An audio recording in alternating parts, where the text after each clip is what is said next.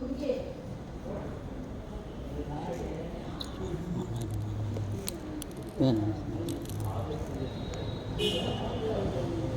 ನಿಮಿಷ ಬಂದೆ.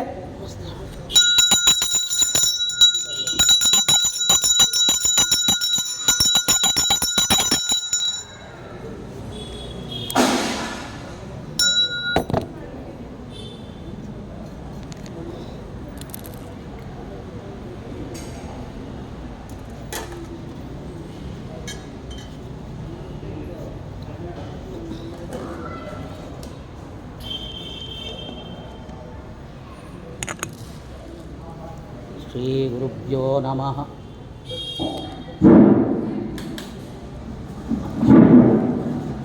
ಶ್ರೀ ಗುರುಭ್ಯೋ ನಮಃ. ಹರಿ ಓಂ. ಶ್ರೀ ಗುರುಭ್ಯೋ ನಮಃ. ಪರಮಗುರುಭ್ಯೋ ನಮಃ. ಶ್ರೀಮದಾನಂದತೀರ್ಥ ಭಗವತ್ಪಾದಾಚಾರ್ಯ ಗುರುಭ್ಯೋ ನಮಃ. ಓಂ ವೇದವ್ಯಾಸಾಯ ನಮಃ. ಹರಿ ಓಂ. ಓಂ ಜಯತ್ತಜೋ ಅಗಂಡಕುನೋರು ಮಂಡಲ ಸದೋದಿದೋ ಜ್ಞಾನಮರೀಚಿಮಾಲಿ ಸ್ವಭಕ್ತಹರ್ತೋ ತಮೋ ನಿಯಂತ ವ್ಯಾಸಾವತಾರೋ ಹರಿರಾತ್ಮಭಾಸ್ಕರಃ. ಓಂ ಜಯತ್ತಜೋ ಅಕ್ಷೀಣಶುಗಾತ್ಮಬಿಂಬಃ ಸ್ವಚ್ಚರ್ಯಗಾಂತಿ ಪ್ರದಿದಃ ಸದೋದಿದಃ ಸ್ವಭಕ್ತಃ ತಮೋ ನಿಯಂತ ಆನಾವತಾರೋ ಶ್ರೀಚಂದ್ರಮಾಃ. ಓಂ ಜಯತ್ತಜೋ ಸಂಗಾರುಳಾಂಬುಭೂರೋ ಗುಣೋಚ್ಚರತ್ನಾಹರ ಆತ್ಮವೈಭವಃ ಸದಾ ಸದಾತ್ಮಜ್ಞಾನಾದಿರಾಭ್ಯಃ ಕೃಷ್ಣಾವತಾರೋ ಹರಿರೇಕಸಾಗರಃ. ಓಂ ಜಯತ್ತಜೋ ಅಕ್ಷೀಣಶುಗಾತ್ಮಬಿಂಬಃ ಚಚ್ಚರ್ಯಕಾಂತಿಪ್ರದಿದಃ ಸದೋದಿತಃ ಸ್ವಭಕ್ತಸಂತಾರ್ದುಷ್ಟಾಂತ ರಾಮಾವತಾರೋ ಹರಿಶ್ಚಂದ್ರಮಾಃ. ಜಯದೇರ್ಷಿಂದಯಃ ಸರ್ವದೇವೈಕವಂದ್ಯಃ ಪರಮಗುರುವಿಷ್ಟವಾಪ್ಸಜ್ಜನಾನಾಂ ನಿಖಿಲಗುಣಗಣಾರ್ನೋ ನಿತ್ಯನಿರ್ಮುಕ್ತದೋಷಃ ಸಾರಸ್ಯ ನಯನೋऽಸौ ಶ್ರೀಪತಿರ್ಮಾನದೋ ನಃ. ಕಲ್ಯಾಣಾದ್ಭುತಗಾತ್ರಾಯ ಕಾಮಿತಾರ್ಥಪ್ರದಾಯಿನೇ ಶ್ರೀಮದ್ ವೆಂಕಟನಾಥಾಯ ಶ್ರೀನಿವಾಸಾಯ ತೇ ನಮಃ. ಕೃಷ್ಣಾಯ ವಾಸುದೇವಾಯ ಹರೇ ಪರಮಾತ್ಮನೇ ಪ್ರಣತಕ್ಲೇಶನಾಶಾಯ ಗೋವಿಂದಾಯ ನಮೋ ನಮಃ.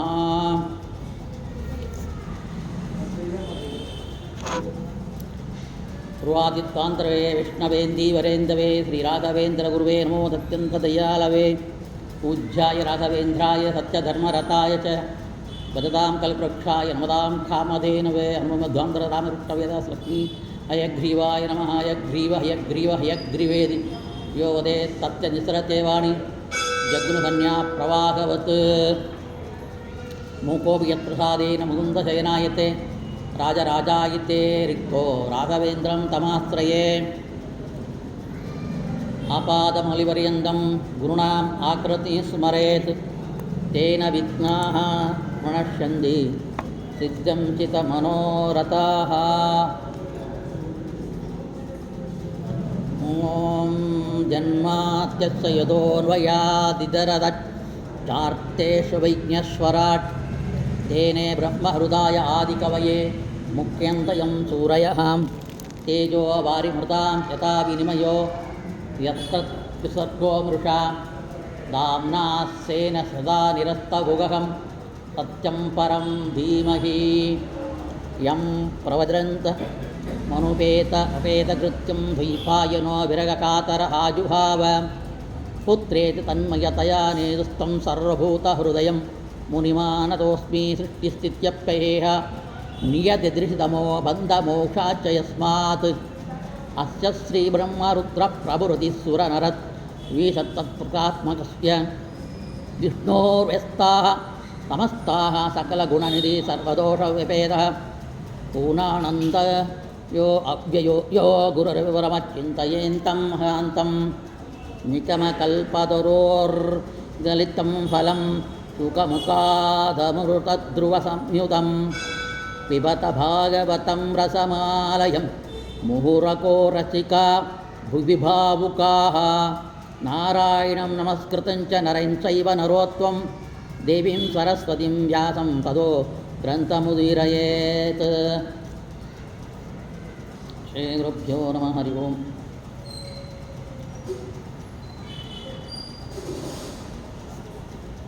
ಮಹಾಭಾಗವತ ಪೂರ್ಣ ರಾಮ ಕಾಳೆ ಕಿಂಚಿತ್ ಪೂರ್ವ ಕಥಾನುವಾದ.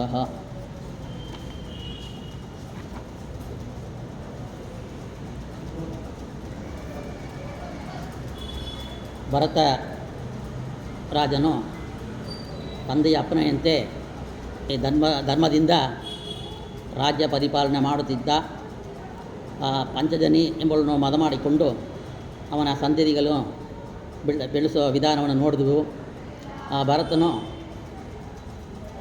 ತನ್ನ ಮಗನಿಗೆ ರಾಜ್ಯವನ್ನು ಕೊಟ್ಟು ವಾನಪ್ರಸ್ಥಕ್ಕೆ ಹೋಗಿರುವಾಗ ಅವ ಕಂಟಕಿ ನದಿ, ಅಲ್ಲಿ ಸಾಲಿಗ್ರಾಮ ಮತ್ತು ಮನಸ್ಸಲ್ಲಿ ಇರುವ ಭಗವಂತನನ್ನು ಧ್ಯಾನ ಮಾಡುತ್ತಾ ಸಾಲಿಗ್ರಾಮ ಪೂಜೆ ಮಾಡುತ್ತಾ ನಿತ್ಯ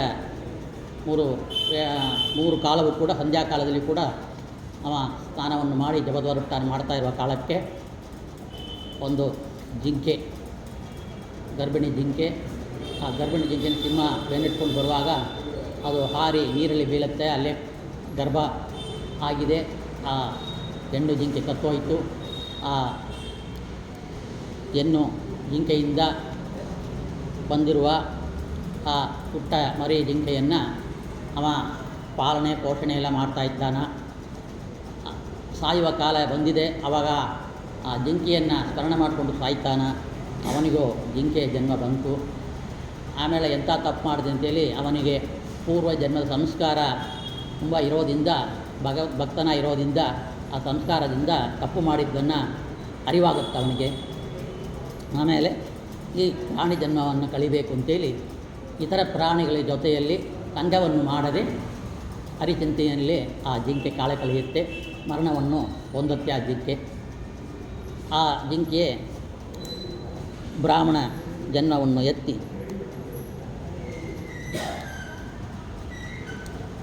ಒಂದು ಬ್ರಾಹ್ಮಣ ಮನೆಯಲ್ಲಿ ಹುಟ್ತಾನ. ಆಮೇಲೆ ಮೊದಲ ಹೆಂಡತಿ 9 ಜನ, ಇವ ಎರಡನೇ ಹೆಂಡತಿ ಮಗ, ಒಂದು ಗಂಡು ಒಂದು ಹೆಣ್ಣು. ಇವ ಹುಟ್ಟುವಾಗಲೇ ಯಾರಲ್ಲಿ ಶಂಕ ಮಾಡದೆ ತನ್ನ ಬಂಧು ಬಳಗನ ಹಚ್ಕೊಳ್ಳದೆ ಅವ ಸದಾ ಹರಿಧ್ಯಾನಲ್ಲಿ ಇರ್ತಾನೆ. ಯಾಕಂದರೆ ಬಂಧು ಬಳಗನ ಹಚ್ಕೊಂಡ್ರೆ ಬಂಧ ಬೆಳೆಯುತ್ತೆ ಮತ್ತು ಶಂಕ ಬೆಳೆಸಿದರೆ ವ್ಯಾಮೋಹ ಆಗುತ್ತೆ. ಮೋಹ ಆದರೆ ಅಂತಃಕರಣ ಶುದ್ಧಿ ಹೋಗುತ್ತೆ. ಅಂತಃಕರಣ ಶುದ್ಧಿ ಹಾಳಾದರೆ ಭಗವಂತನಲ್ಲಿ ಭಕ್ತಿ ನಿಷ್ಠೆ ಇರೋದೇ ಇಲ್ಲ. ಅದಕ್ಕಾಗಿ ಆ ಜಡ ಎಸತ್ತಕ್ಕ ಜಡನಾಗಿರ್ತಾನ.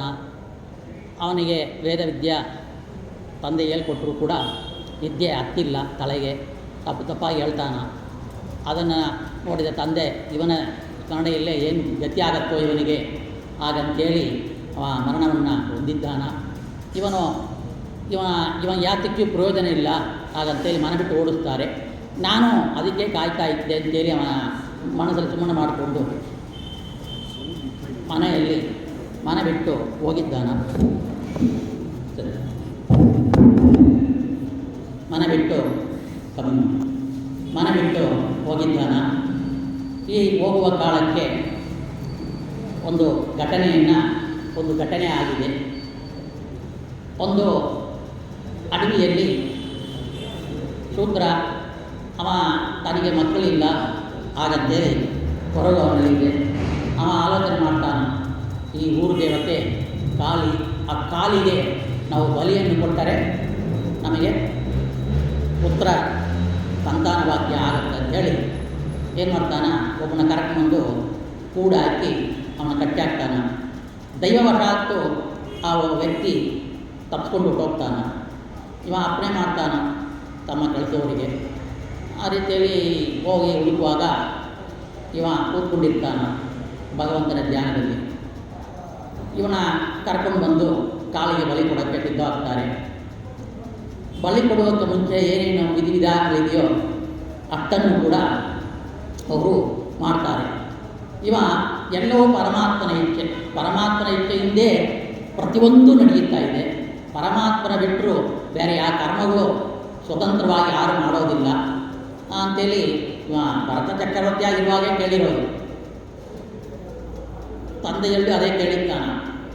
ಇವನಿಗೆ ಚಿಂತೆ ಇದೆ, ಅದಕ್ಕೆ ಈ ದೇಹವು ಬಿಡಬೇಕು, ಪರವಾಗಿಲ್ಲ, ಈ ದೇಹವನ್ನು ಮಾತ್ರ ಬಿಡ್ತೀವಿ, ಆತ್ಮ ಸಾಯೋದಿಲ್ಲ ಎಂಬ ಚಿಂತನೆಯಲ್ಲಿ ಅವ ಸಿದ್ಧವಾಗಿ ಅವನ ಜೊತೆಯಲ್ಲಿ ಹೋಗ್ತಾನೆ.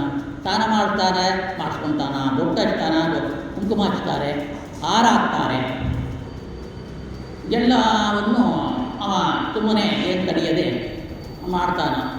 ಆವಾಗ ಅವನ ಕೊಲ್ಲುವುದಕ್ಕಾಗಿ ದೊಡ್ಡ ಒಂದು ಕತ್ತಿಯನ್ನು ತಯಾರು ಮಾಡಿ ಅಲ್ಲಿಗೆ ಬರ್ತಾರೆ. ಅದನ್ನು ನೋಡಿ ಅವನಿಗೆ ಚೂರು ಹೆದರಿಕೆ ಅಥವಾ ಭಯ, ಭೀತಿ ಯಾವುದೂ ಚೂರು ಆಗಿಲ್ಲ. ಎಷ್ಟು ನಿಟ್ಟೆ ಬರ್ತಾನೆ ಕಡೆ.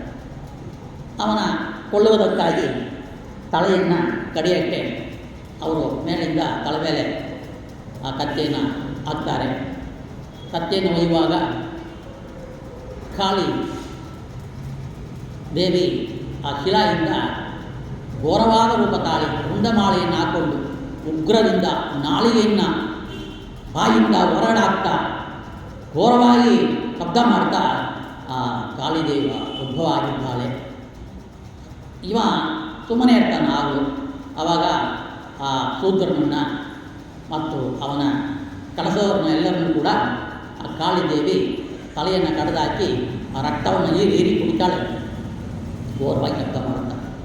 ಇವ ನೋಡಿದ, ಏನು ಹೇಳಿಲ್ಲ, ಹಾಗೆ ಹೊರಗಡೆ ಬಂದ.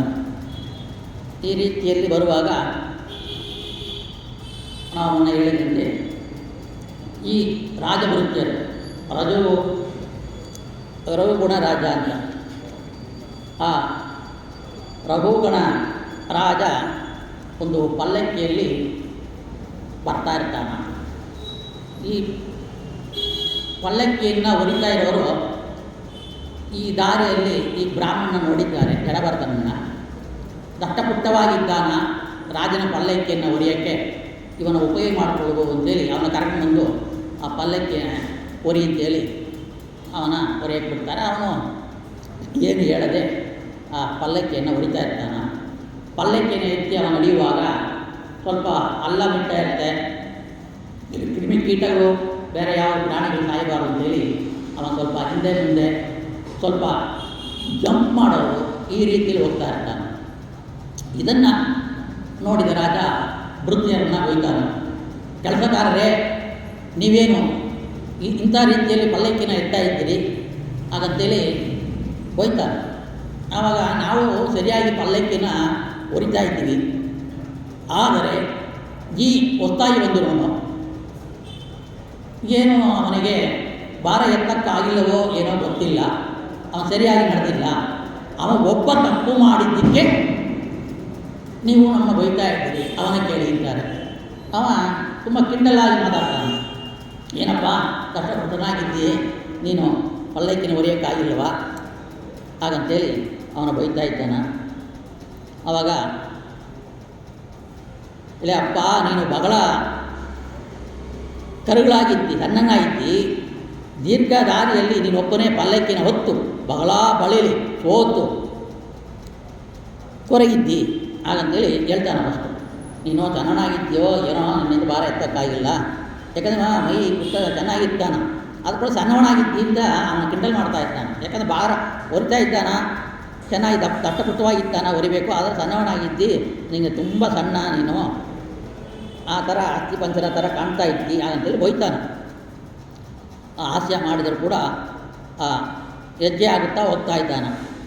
ಪಲ್ಲಕ್ಕಿ ಮತ್ತು ಅಲ್ಲಾಡುತ್ತೆ.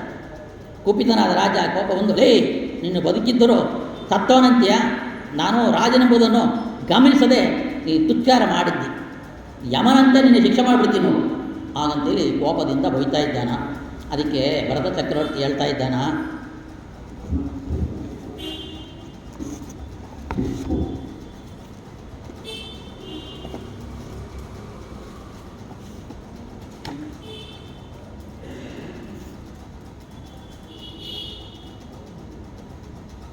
ತೌಲ್ಯಂ ಸತ್ಯಂ ವಿದಾಯ ಆರಯಚ್ಚ ಕ್ಷುದೃಢಭಯಂ ಕಳಿರಿಚ್ಛಾಧರಾ ಚ ನಿದ್ರಾರಿತ್ತ ಮಹ್ನುರ ಅಂತಮದಚ್ಚ ದೇಗೇನ ಜಾದಚ್ಚ ಹಿ ಮೇನ ಸಂತಿ.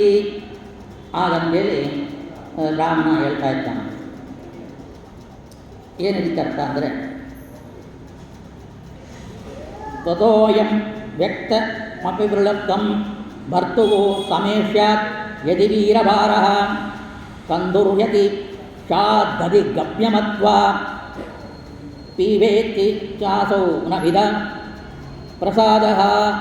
ಹಾಗಂತ ಒಂದು 10-15 ಶ್ಲೋಕದಿಂದ ಅವನಿಗೆ ಬುದ್ಧಿವಾದ ಹೇಳ್ತಾ ಇದ್ದಾನೆ. ರಾಜನೇ, ವೀರನೇ, ತುಂಬ ಬರಲಿ, ನಾನೊಬ್ಬನೇ ಬಹುದೂರದಿಂದ ಈ ಪಲ್ಲಕ್ಕಿಯನ್ನು ಹೊರುತ್ತಿರುವೆ. ಹಾಗಂತ ನೀನು ಶಕ್ತಿ ಇಲ್ಲದೆ ಬೆಂಡಾಗಿರುವೆ, ಶಕ್ತಿ ಇಲ್ಲದೆ ನೀನು ಬೆಂಡಾಗಿದ್ದೀನಿ ಹೇಳಿದ್ಯಾ. ನೀ ಹೇಳಿದ ಮಾತು ಸತ್ಯವಾಗೋದಿತ್ತು. ಆದರೆ ಇದು ಸರ್ವವು ಕೂಡ ಭಗವದ್ ಅಧೀನ. ಆದ್ದರಿಂದ ನಾನು ಸ್ವತಂತ್ರವಾಗಿ ಈ ಭಾರವನ್ನು ಎತ್ತಲಕ್ಕೆ ಆಗೋದಿಲ್ಲ.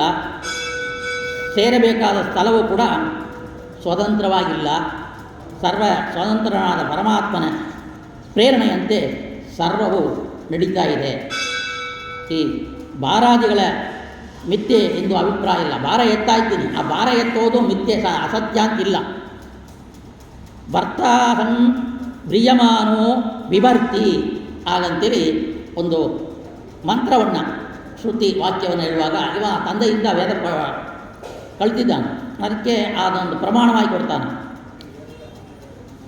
ಪರಮಾತ್ಮನೇ ಎಲ್ಲವನ್ನು ಧಾರಣೆಯನ್ನು ಮಾಡಿದ್ದಾನ, ಪರಮಾತ್ಮನೇ ಎಲ್ಲವನ್ನು ಧಾರಣೆ ಮಾಡಿದ್ದಾನ ಅಂತ ವೇದಮಂತ್ರ ಹೇಳ್ತಾ ಇದೆ.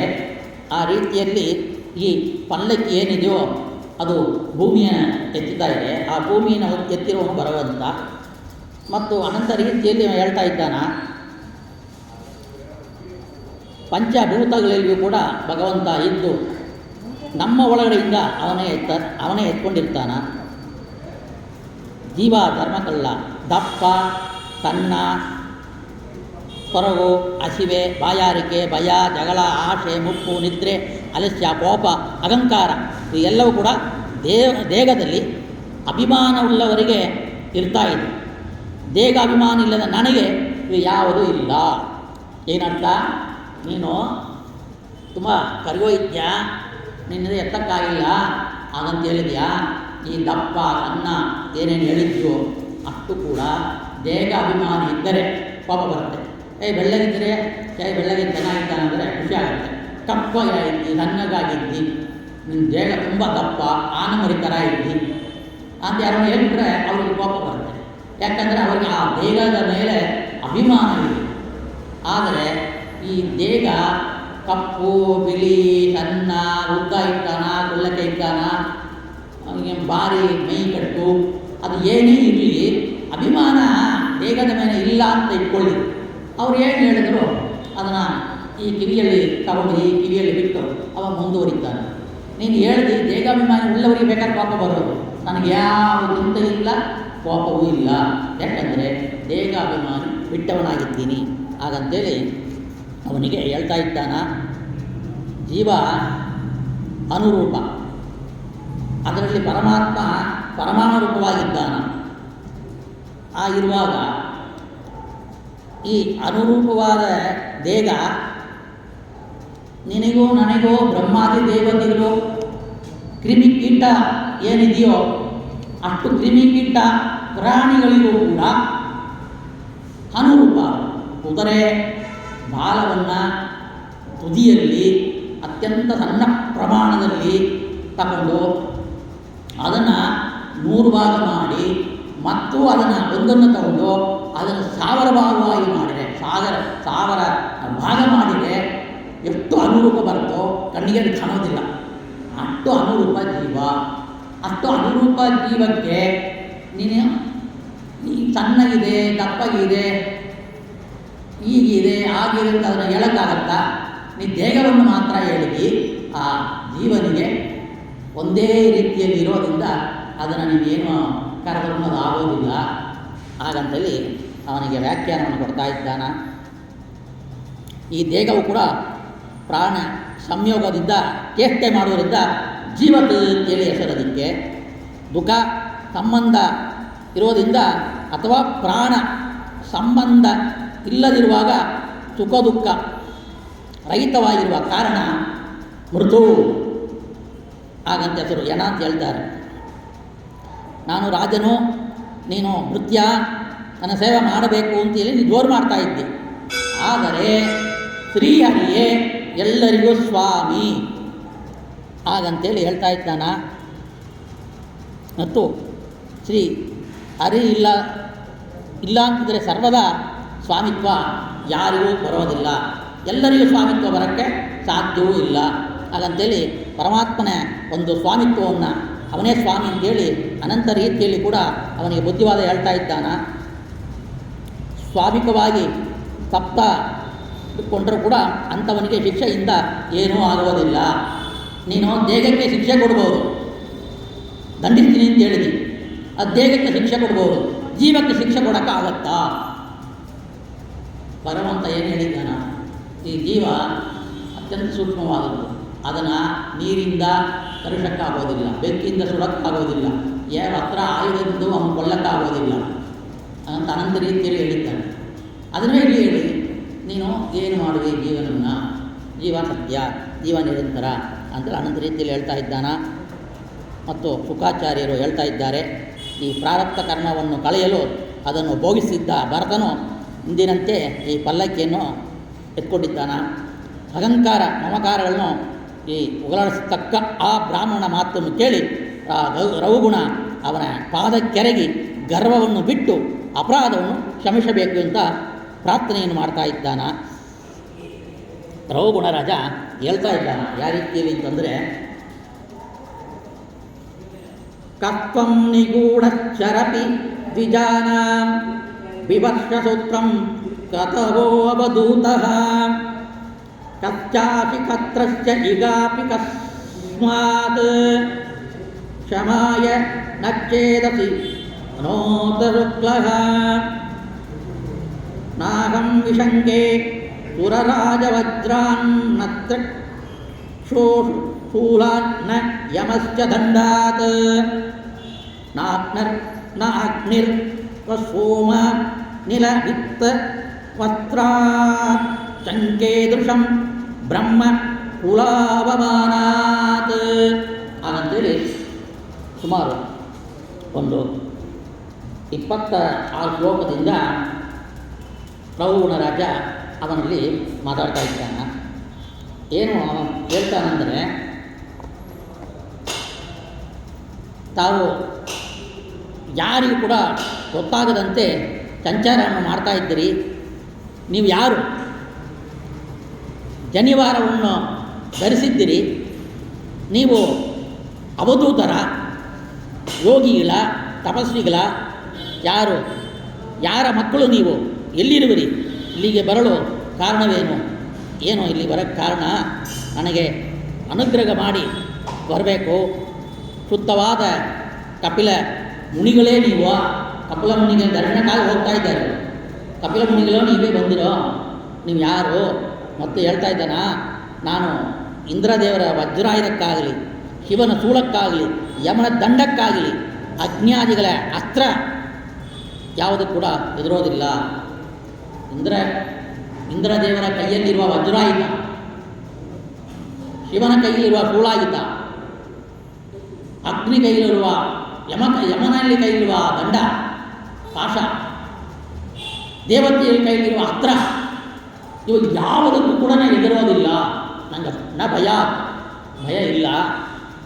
ಆದರೆ ನಾನು ಬ್ರಾಹ್ಮಣ ವಂಶಕ್ಕೆ ಮಾಡಿದ ಅಪರಾಧಿಗಳಿಂದ ಬಹಳವಾಗಿ ಎದುರ್ತಾ ಇದ್ದೀನಿ. ಅವರ ಶಾಪಕ್ಕೂ ಬ್ರಾಹ್ಮಣರಿಗೆ ಮಾಡಿ ಅಪರಾಧಕ್ಕೋಸ್ಕರ ನಾನು ತುಂಬ ಎದುರುವೆ. ಆದ್ದರಿಂದ ಉತ್ತರವನ್ನು ನೀವು ಕೊಡಬೇಕು. ಅಜ್ಞಾನವನ್ನು ಹೋಗಲಾಡಿಸಿ ತತ್ವವನ್ನು ತಿಳಿಸುವ ಕಪಿಲ ಮುನಿಗಳ ಬಳಿಗೆ ಹೊರಟಿರುವೆ. ರಾಜನೆಂಬ ಒಂದು ದುರಾಭಿಮಾನ ನನ್ನನ್ನು ಮಾತಾಡಿದ್ದ ತಪ್ಪಾಯಿತು. ಅದು ದುರಾಭಿಮಾನದಿಂದ ನನ್ನನ್ನು ಉದ್ಧಾರ ಮಾಡಬೇಕು, ದಯ ಮಾಡಬೇಕು, ಸಂದೇಹವನ್ನು ಪರಿಹರಿಸಬೇಕು. ಮಗಾಂತರ ತಿರಸ್ಕಾರ ನನ್ನ ಕೂಡಲೇ ದಹಿಸುವುದು. ರುದ್ರ ದೇವ ಅಂತವರು ಕೂಡ ಉತ್ತಮರ ಸ್ತೋತ್ರದಲ್ಲಿ ತನಗಿಂತ ಉತ್ತಮವಾದ ದೇವತೆಗಳಲ್ಲಿ ಶಿವನ ಇದನ್ನು ಅಪರಾಧ ಮಾಡಿದರೆ ನನ್ನನ್ನು ಒಪ್ಕೊಳ್ತೀನಿ ಅಂತ ಹೇಳಿದ್ದಾರೆ ಶಿವ. ಅದು ಉತ್ತಮವಾದ ನಿಮ್ಮಲ್ಲಿ ನಾನು ಅಪರಾಧವನ್ನು ಮಾಡಿದ್ದೀನಿ, ಕ್ಷಮಿಸಬೇಕು ಅಂತ ಕೇಳುವಾಗ ಭರತರಾಜ ಹೇಳ್ತಾ ಇದ್ದಾರೆ. ಬ್ರಾಹ್ಮಣ ವಾಚ ಅಹೋವಿಧ ಕೋವಿಧ ವಾದನ್ ವದಶ್ಚತೋ ನಾತಿ ವಿಧಾಂ ವರಿಷ್ಠಃ ತತ್ಸೂರಯೋ ವ್ಯವಹಾರವೇನಂ ತತ್ಪಾವಮರ್ಷೇಣ ಭಗಾಮನಂತಿ ತದೈವ ರಾಜನ್ನುರು ಹಾರ್ಗಮೇಧ ಏತನ್ನ ವಿದ್ಯೋ ಸುವಿಜೃಂ ವಿದೇಶು ನ ವೇದ ಪಾದೇಶು ಹಿ ತತ್ವವಾದಃ ಪ್ರಾಯೇಣ ಶುಕ್ತೋ ನ ಜಗಾಸ್ತಿ ಸಾಧು ನರಶ್ಚ ತತ್ಪಗ್ರಹಣಾಯ ಸಾಕ್ಷಾತ್ ವರೇಯಸೀರಪಿ ವಾಚಃ ಸಮಾಸನ್ ಸ್ವಪ್ನೇ ನಿರುಚ್ಯ ಭುಗಮೇಧಲೋಕ್ಯಂ ನಯಶ್ಚ ಏಷ ನಿಮಿದಂ ಸ್ವಯಂ ಸ್ಯಾತ್. ಹಾಗಂತೇಳಿ ಸುಮಾರು 18 ಶ್ಲೋಕದಿಂದ ಅವರಿಗೆ ರಘುಗುಣರಾಜನಿಗೆ ಉಪದೇಶವನ್ನು ಕೊಡ್ತಾನೆ, ಬುದ್ಧಿವಾದ. ಈ ಹೇಳ್ತಾ ಇದ್ದಾರೆ ಆ ಜಡಭರತ, ರಾಜ ನೀನು ಪಂಡಿತನಲ್ಲ, ಆದರೂ ಪಂಡಿತನಂತೆ ಮಾತಾಡ್ತೀಯ. ಜ್ಞಾನಿಗಳು ನೀನು ಏನು ಹೇಳಿದೆಯೋ ಆ ರೀತಿಯಲ್ಲಿ ಮಾತಾಡೋದಿಲ್ಲ. ವೇದದ ಮೇಲ್ನೋಟಕ್ಕೆ ನಾವು ಅರ್ಥದಲ್ಲಿಯೇ ಅಶಕ್ತರಾಗಿ ದಡ್ಡರಾಗಿದ್ದವರಿಗೆ ಹರಿಯೇ ಸಕಲ ಯಜ್ಞ ಭಕ್ತೃ ಯಜಮಾನ ಋದುತ್ವರೇ ಮೊದಲಾದವರಿದ್ದರೂ ಕೂಡ ಯಜ್ಞ ಕಾರ್ಯಗಳನ್ನು ಮಾಡಿಸುವನು ಅವನೇ. ಇವಾಗ ಹೋಮ ಮಾಡ್ತಾ ಇರ್ತಾರೆ, ಅವರಿಗೆ ಅಭಿಮಾನ ಇರೋರಿಗೆ ನಾನು ಹೋಮ ಮಾಡಿದೆ, ನಾನು ಯಜ್ಞ ಮಾಡಿದೆ ಅಂತಿರುತ್ತೆ. ಆದರೆ ಬಿಂಬರೂಪಿಯಾಗಿದ್ದು ಭಗವಂತನೇ ಹೋಮವನ್ನು ಮಾಡ್ತಾ ಇದ್ದಾನ. ಬುದ್ಧಿ ಉಳ್ಳವರು ಇದನ್ನು ತಿಳಿತಾ ಇದ್ದಾರೆ. ಕಾಮ್ಯ ಕರ್ಮಗಳಿಗೆ ಆಸಕ್ತಿ ಉಳ್ಳವರಿಗೆ ಜ್ಞಾನ ಮಾರ್ಗ ಸಿಕ್ಕೋದಿಲ್ಲ. ಕೃಷ್ಣಾರ್ಪಣಮಸ್ತು ಅಂತ ನಾವು ಹೇಳ್ತಾ ಇದ್ದು ಕರ್ಮವನ್ನು ಒಪ್ಪಿದರೆ ಬೇಗ ಜ್ಞಾನ ಉದ್ಭವ ಆಗುತ್ತೆ. ಆ ಕೃಷ್ಣಾರ್ಪಣ ಬುದ್ಧಿ ಇಲ್ಲ, ಕಾಮ್ಯ ಕರ್ಮದಲ್ಲಿ ಮಾಡ್ತಾ ಇರೋನಿಗೆ ಆ ಕಾಮ್ಯ ಕರ್ಮದ ಫಲ ಸಿಕ್ಕತ್ತೆ. ಆದರೆ ಅವನ ತತ್ವಜ್ಞಾನವೇ ಆಗೋದಿಲ್ಲ. ಚೇತನನ ಮನಸ್ಸು ತ್ರಿಗುಣಗಳ ವಶವಾಗಿರೋದ್ರಿಂದ ಈ ಚೇತನು ಶಾಸ್ತ್ರವಿದ್ಯೆಯನ್ನು ಉಲ್ಲಂಘಿಸುವ ಮಾತು ತಿರುಗುಣಾತ್ಮಕ ಪುಣ್ಯ ಮತ್ತು ಪಾಪ ಕರ್ಮಗಳು ಮಾಡ್ತಾ ತಿರುಗಿ ಹುಟ್ಟಿ ಸಾಯ್ತಾ ಇರ್ತಾನ ಅನಂತ ಜನ್ಮಗಳಲ್ಲಿ. ಕಾಲರೂಪಿ ಹರಿಯು ಕೂಡ ಕರ್ಮಫಲವಾಗಿ ಕೊಟ್ಟ ಸುಖ ದುಃಖ ಮಿಶ್ರ ಫಲಗಳನ್ನು ಅನುಭವಕ್ಕೆ ತಂದುಕೊಡುವುದು. ಏನೋ ಹೇಳ್ತಾರೆ, ಸತ್ವ ರಜೋ ತಮೋಗುಣ ಏನಿದೆಯೋ ಆ ಸತ್ವ ರಜೋ ತಮೋಗುಣವಾದ ಕಾರ್ಯಗಳಲ್ಲಿ, ಆ ಗುಣಕ್ಕೆ ತಕ್ಕ ಕರ್ಮಗಳಲ್ಲಿ ತನ್ನನ್ನು ಪ್ರೇರೇಪಿಸಿಕೊಂಡು ತಾನು ಆ ಗುಣಗಳಿಗೆ ವಶವಾಗಿ ಕರ್ಮವನ್ನು ಮಾಡುತ್ತಾ ಆ ಕರ್ಮದ ಫಲವನ್ನು ಅನುಭವಿಸೋಕ್ಕೆ ಮತ್ತು ಜನ್ಮವನ್ನು ತಾಳಿ ಅವ ದುಃಖಿಯಾಗಿರ್ತಾನ. ಹಾಗಂತೇಳಿ ಹೇಳ್ತಾ ಇದ್ದಾರೆ. ಸ್ವಾತಂತ್ರ್ಯ ಅಭಿಮಾನ ಇರುವವರಿಗೆ ಸಂಸಾರ ತಪ್ಪಿದ್ದಲ್ಲ. ಸ್ವತಂತ್ರ, ನಾನೇ ಹೋಗ್ತೀನಿ, ನಾನೇ ನಡ್ತೀನಿ, ನಾನೇ ಸಂಪಾದನೆ ಮಾಡ್ತೀನಿ, ನಾನೇ ಮಲಗುತ್ತೀನಿ, ನಾನೇ ಎದ್ದೇಳ್ತೀನಿ, ನಾನೇ ನೋಡ್ತಾ ಇದ್ದೀನಿ. ಇದು ಪ್ರತಿಯೊಂದು ಕರ್ಮದಲ್ಲಿಯೂ ಅಗಮ್ ಇರುವವರಿಗೆ ಬಂದ ಯಾವತ್ತೂ ಬಿಡುಗಡೆ ಆಗೋದಿಲ್ಲ ಅಂಥೇಳಿ ಈ ರೀತಿ ಅನಂತ ರೀತಿಯಲ್ಲಿ ಹೇಳ್ತಾ ಇದ್ದಾರೆ. ಇದಂಥ ಗುಣ ಶಕ್ತಿ ಇಲ್ಲದ ಮನಸ್ಸು ತತ್ವವೆನಿಸಿದ ಸರಿ ಹರಿಯನ್ನು ಆಚರಿಸುವುದು ನಾನು ನನ್ನದು ಎಂಬ 2 ವೃತ್ತಿಗಳೇ ಸಂಸಾರಕ್ಕೆ ಕಾರಣಗಳು ಅಂತ ಹೇಳ್ತಾ ಇದ್ದಾರೆ. ಅಥವಾ ಸ್ವತಂತ್ರನೆಂಬ ಹರಿಯನ್ನು ಮರೆತು ಹೋದರೆ ಆಗಮಿಟ್ಕೊಳ್ತಾನ ಅಂತ ಹೇಳ್ತಾ ಇದ್ದಾರೆ. ಕೋಟಿ ಕಟ್ಟಲೆ ಮನೋವಿಕಾರ ಅವ ಅನಂತ ಜನ್ಮದಲ್ಲಿ ಮಾಡ್ತಾ ಇರ್ತಾನ. ಆದರೆ ಭಗವಂತ ಇವನ ಅಂತರ್ಯಾಮಿ ಇದ್ದುಕೊಂಡು, ಸರ್ವಾಂತರ್ಯಾಮಿ ಇದ್ದುಕೊಂಡು, ಸರ್ವತ್ರ ವ್ಯಾಪ್ತಿಯಾಗಿದ್ದುಕೊಂಡು, ಜೀವಾಂತರ್ಯಾಮಿ ಇದ್ದುಕೊಂಡು ಅಕಾರರಹಿತವಾದ ಆ ದೇಹದಲ್ಲಿ ನೆಲೆಸಿದ್ದಾನ. ಈ ಆಕಾರ ಸಹಿತವಾಗಿ ಅವನಿಗೇನು ರೂಪ ಇದೆಯೋ ಅದೇ ರೂಪದಲ್ಲಿ ಅವನು ಇರ್ತಾನ. ಒಂದು ಬಿಂಬರೂಪವಾಗಿರ್ತಾನ, ಅಂತರ್ಯಾಮಿ ಇರ್ತಾನ. ಅವನಿಗೆ ಈ ಜೀವರಿಗಿರುವ ದೋಷಗಳು ಅವನಿಗೆ ಅಂಟುಕೊಳ್ಳದೆ ನಿರ್ಲೇಪವಾಗಿರ್ತಾನ. ಇವನಿಗೆ ಅವನೇ ಆಶ್ರಯ, ಜೀವನಿಗೆ ಕಾರಣನೇ ಈ ಬಿಂಬರೂಪಿ ಏನಿದ್ದಾನೋ ಅವನೇ ಸರ್ವಕ್ವಾಶ್ರಯ, ಜೀವನಿಗೂ ಆಶ್ರಯ. ಹಾಗಂತೇಳಿ ಅನಂತ ವಿಧವಾದ ಬುದ್ಧಿವಾದನ ಹೇಳಿ ರಘುಗುಣರಾಜ, ಜೀವರು ಮನಸ್ಸಿನಲ್ಲಿ ನಾನು ನನ್ನದು ಎಂಬ ಅಭಿಮಾನ ರೂಪ ಪ್ರಮೇಯವನ್ನು ಶಾಸ್ತ್ರ ಶ್ರವಣ ಮಾಡಿ ಅಪ್ರೋಕ್ಷ ಜ್ಞಾನವನ್ನು ಪಡಿಬೇಕು. ಮುಂಚೆ ಹೇಳಿದಂತೆ ಶ್ರವಣ ಮನನ ನಿಧ್ಯಾಸನ ರೂಪವಾದ ಜಿಜ್ಞಾಸೆಯನ್ನು ಗುರುಮುಖೇನ ಕೇಳಿ ಪಡಿಬೇಕು. ಸರ್ವ ವೇದಾಂತ ಪ್ರತಿಪಾದ್ಯನಾದ ಜಗತ್ಸ್ವಾಮಿಯಾದ ಜಗತ್ಸ್ವರೂಪನಾಗಿರೋವನಿಗೆ ಸಂಸಾರದಲ್ಲಿ ತಿರುಗ್ತಾರೆ. ಈ ಭಗವಂತನ ಯಾರು ತಿಳಿದಿಲ್ಲವೋ ಅವರೇ ಸಂಸಾರದಲ್ಲಿ ಬರ್ತಾ ಇರೋದು. ಮನಸ್ಸು ಜೀವನ ಯೋಗ್ಯತೆಯನ್ನು ತಿಳಿಸುವುದು. ಯಾಕಂದರೆ ಅವನ ಮನಸ್ಸು ಎಲ್ಲಿ ಹೋಗ್ತಾನೋ ಆ ಕರ್ಮವನ್ನು ಮಾಡ್ತಾನೆ. ಆ ಕರ್ಮವನ್ನು ಗುರುತಿಡಿದು ನಾವೇನು ಮಾಡ್ತೀವಿ, ಇವ ಒಳ್ಳೆಯವನು, ಇವ ಕೆಟ್ಟವನು, ಇವ ನೀಚ, ಇವ ಜ್ಞಾನಿ, ಇವ ಪಂಡಿತ ಹಾಗಂತೇಳಿ ಗುರುತು ಕಂಡಿಡ್ತಾರೆ. ಯಾಕಂದರೆ ಮನಸ್ಸು ಹೋಗೋ ರೀತಿಯಲ್ಲಿ ಎಲ್ಲ ಹೋಗೋದಿದ್ದವೆ. ಈ ಮನಸ್ಸು ಹೋಗೋ ರೀತಿಯಲ್ಲಿ ಓಡಾಡ್ತಾ ಇದ್ದರೆ ಸಂಸಾರ ತಪ್ಪಿದ್ದಲ್ಲ. ಮನಸ್ಸಿಂದ ಹುಟ್ಟುವ ವಿಪರೀತ ಜ್ಞಾನವೆಂಬ ಶತ್ರುವನ್ನು ಗುರುಗಳ ಮತ್ತು ಹರಿಯ ಪಾದಾರವಿಂದ ಉಪಾಸನೆಯನ್ನು ಮಾಡಿ ಆ ಭಕ್ತಿಯಿಂದ ಶ್ರೀಯನ್ನು ಪ್ರಾರ್ಥಿಸಬೇಕು. ಯದೇಗ ಯೋಗೇಶ್ವರ ದೃಶ್ಯಮಾನಂ ಕ್ರಿಯಾಫಲಂ ಸತ್ವಮಹಾರಮೂಲಂ ನ ಸಂಜಸ ಸತ್ವ ವಿಮರ್ಶನಾಯ ಭವಾನಮಸ್ಮಿನ್ ಭ್ರಮತೆ ಮನೋಮೇ. ಹಾಗಂತೇಳಿ ಅನಂತ ರೀತಿಯಲ್ಲಿ ಈ ರಘುಗುಣರಾಜ ಏನು ಹೇಳಿದನೋ ಇದಕ್ಕೆ ನನಗೆ ಹೇಳಬೇಕು ಅಂತ ತಿಳ್ಕೊಂಡು ಅದಕ್ಕೆ ಇಷ್ಟು ವಿಷಯವನ್ನು ಅವರು ಹೇಳಿ ಬುದ್ಧಿವಾದ ಹೇಳ್ತಾರೆ. ಗುರುಗಳನ್ನು ಪಡೆದು ಆ ಗುರುಗಳ ಮುಖಾಂತರವಾಗಿ ಈ ಭಗವಂತನ ವಿಷಯವನ್ನು ವೇದ ಮತ್ತು ಉಪನಿಷತ್ತು ಇತರ ಗ್ರಂಥಗಳು ಪುರಾಣಗಳು ಇದೆಲ್ಲವನ್ನು ಕೂಡ ಶ್ರವಣ ಮಾಡಿ ಇಷ್ಟು ಏನೇನು ಗುಣಗಳಿದೆಯೋ ಅದನ್ನು ತಿಳಿಬೇಕು. ಆಗ ತಿಳಿದವನಿಗೆ ಮತ್ತು ಅವ ಸಂಸಾರ ಅವಸ್ಥೆಗೆ ಬರೋದಿಲ್ಲ. ನಾನು ನನ್ನದು ಎಂಬ ಅಭಿಮಾನವನ್ನು ಬಿಡ್ತಾನ ಅಂತೇಳಿ ಅನಂತ ರೀತಿಯಲ್ಲಿ ಕೂಡ ಹೇಳ್ತಾರೆ. ಅತ್ತಿತ್ತ ಸತಿ ಭವಾಟವಿಯಲಿನೊಂದೆ ಇತ್ತ ಬಾರೆಯ ನಿನ್ನ ಹತ್ತಿರ ಇರಿಸೋ ಶ್ರೀಕೃಷ್ಣ ಅಂತಲೇ ದಾಸರಾಯರು ಹೇಳಿದ್ದಾರೋ ಆ ರೀತಿಯಲ್ಲಿ ಭಗವಂತನ ಮಹಿಮೆಯನ್ನು ತಿಳಿಬೇಕು. ರಘುಗುಣರಾಯ ಹೇಳ್ತಾ ಇದ್ದಾನ,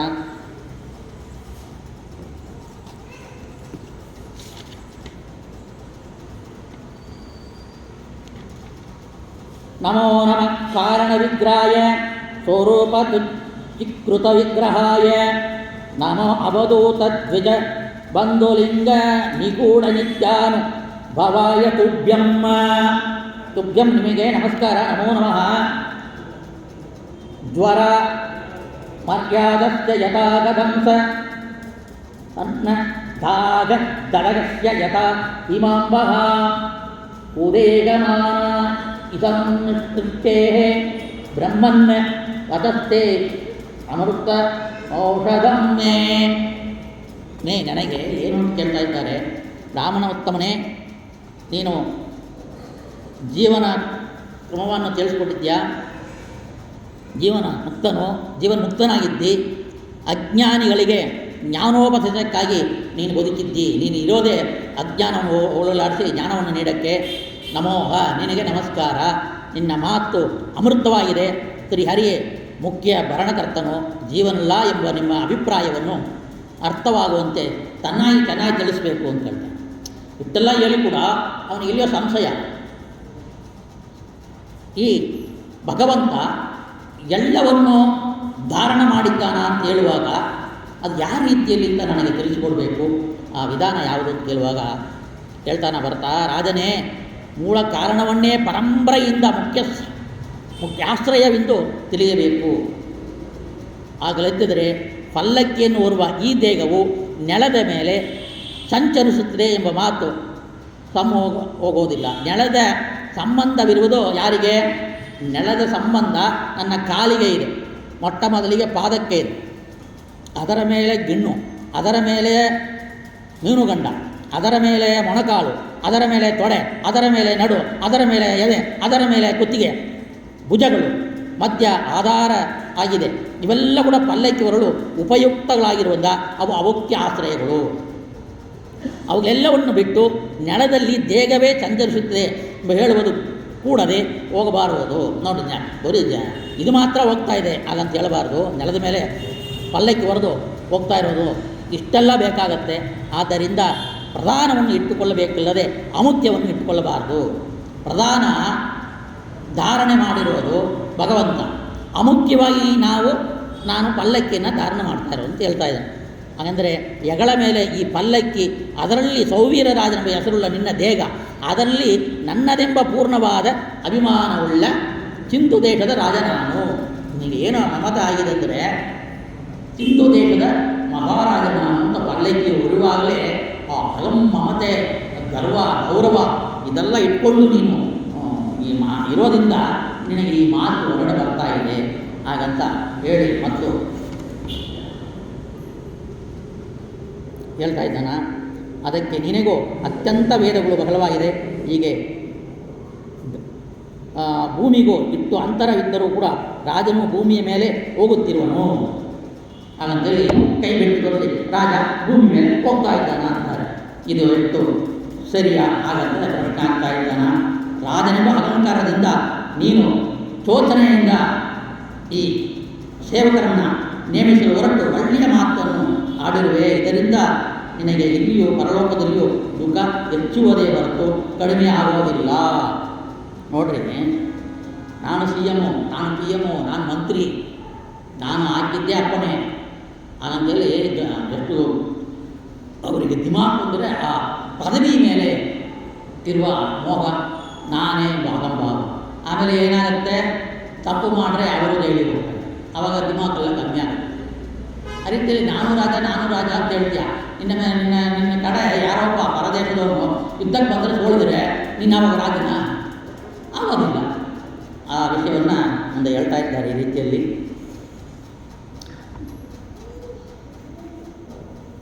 ಹರಿ ನಡೆಯದಿರಲು ನಡೆಯಲೊಲ್ಲದಿಗ ಜಗ ಹರಿ ನುಡಿಯದಿರಲು ನುಡಿಯಲೊಪ್ಪ ಜಗ ಹರಿ ನೋಡದಿರಲು ನೋಡಲಾರಧೀ ಜಗ ಹರಿ ಮಾಡಿದಿರಲು ಮಾತಾಡಲ್ಲದೇ ಜಗ ಹರಿ ಉಸುರಿ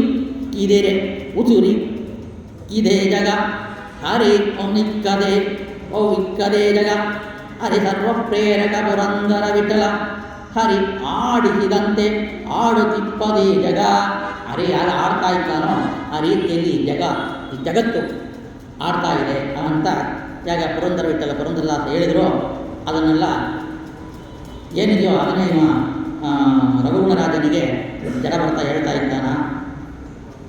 ಉತ್ಪತ್ತಿ ಸ್ಥಿತಿಗಳು ಪೃಥ್ವಿಯಲ್ಲಿ ಕಾಣುತ್ತಿರುವಾಗ ಅದೇ ಮೂಲ ಕಾರಣ ಹಿಂದೇಕೆ ಹೇಳಬಾರದು. ರಘುಗುಣ ಉತ್ಪತ್ತಿ ಸ್ಥಿತಿಗಳು ಪೃಥ್ವಿಯಲ್ಲಿ ಕಾಣ್ತಾ ಇದೆ, ನಾವು ನೋಡ್ತೀವಿ. ರಾಜ ಏನು ಮಾಡ್ತಾನ, ಕೆಲಸವನ್ನು ಇಟ್ಕೊಂಡು ಅರಮನೆ ಕಟ್ಕೊಳ್ತಾನ, ಮನೆ ಕಟ್ತಾನ, ಮಠ ಕಟ್ತಾನ, ದೇವಸ್ಥಾನ ಕಟ್ತಾನ. ಇಲ್ಲೆಲ್ಲ ಯಾರು ದೇವರು ಬಂದು ಅದನ್ನೆಲ್ಲ ಮಾಡಿಲ್ಲ, ನಾವು ನೋಡ್ತಾ ಇದ್ದೀವಿ. ಒಂದೊಂದು ನೋಡುವಾಗಲೂ ನಾವೇ ನಿರ್ಮಾಣ ಮಾಡಿದ್ದೀವಿ, ಜೀವರು ಎಲ್ಲ ಸೇರಿಕೊಂಡು. ಅದಕ್ಕೆ ಈ ಜಡವಸ್ತುಗಳನ್ನ ಉಪಯೋಗ ಮಾಡ್ಕೊಳ್ತೀವಿ. ಇದಕ್ಕೆ ನೀ ಎಲ್ಲಿ ಪರಮಾತ್ಮನ ಅಂತ ಕರಿತಾ ಇದ್ದೀ, ಇದು ರೀತಿಯಲ್ಲಿ ಪರಮಾತ್ಮನ ಯಾಕೆ ಕಾರಣಭೂತನಾಗ್ತಾನ ಅಂತೇಳಿ ಭರತರಾಜನ ಕ್ಷ ನಿವಾಸಿ ಗತ್ಯೋ ಎಂಬ ಧಾತು ವ್ಯಾಖ್ಯಾನ. ಹರಿಗೆ ಸರ್ವರಿಗೂ ಆಚರಣ ಇರುವನು, ಕ್ಷಿತಿ ಎಂದು ಅವ ಕರೆಯಲ್ಪಡುತ್ತಾನೆ. ಕ್ಷಿತಿ ಅಂದರೆ ಅವ ಈ ರೀತಿಯಲ್ಲಿ ಆಶ್ರಯನಾಗಿದ್ದ ಸ್ಥಿತಿ ಹೇಳ್ತಾ ಇದ್ದಾನೆ. ಮುಂದೆ ಭಗವಂತ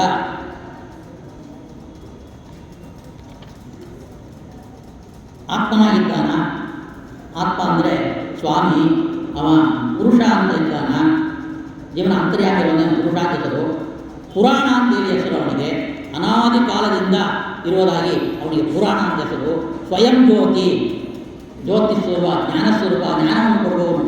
ಅದಕ್ಕೆ ಅವನಿಗೆ ಸ್ವಯಂ ಜ್ಯೋತಿ ಅಂತ ಹೆಸರು. ಅಜ ಅಂತ ಹೆಸರು. ಅಜ ಅಂದರೆ ಹುಟ್ಟೋದು, ಅಜ ಅಂದರೆ ಹುಟ್ಟುವಿಕೆ ಇಲ್ಲ.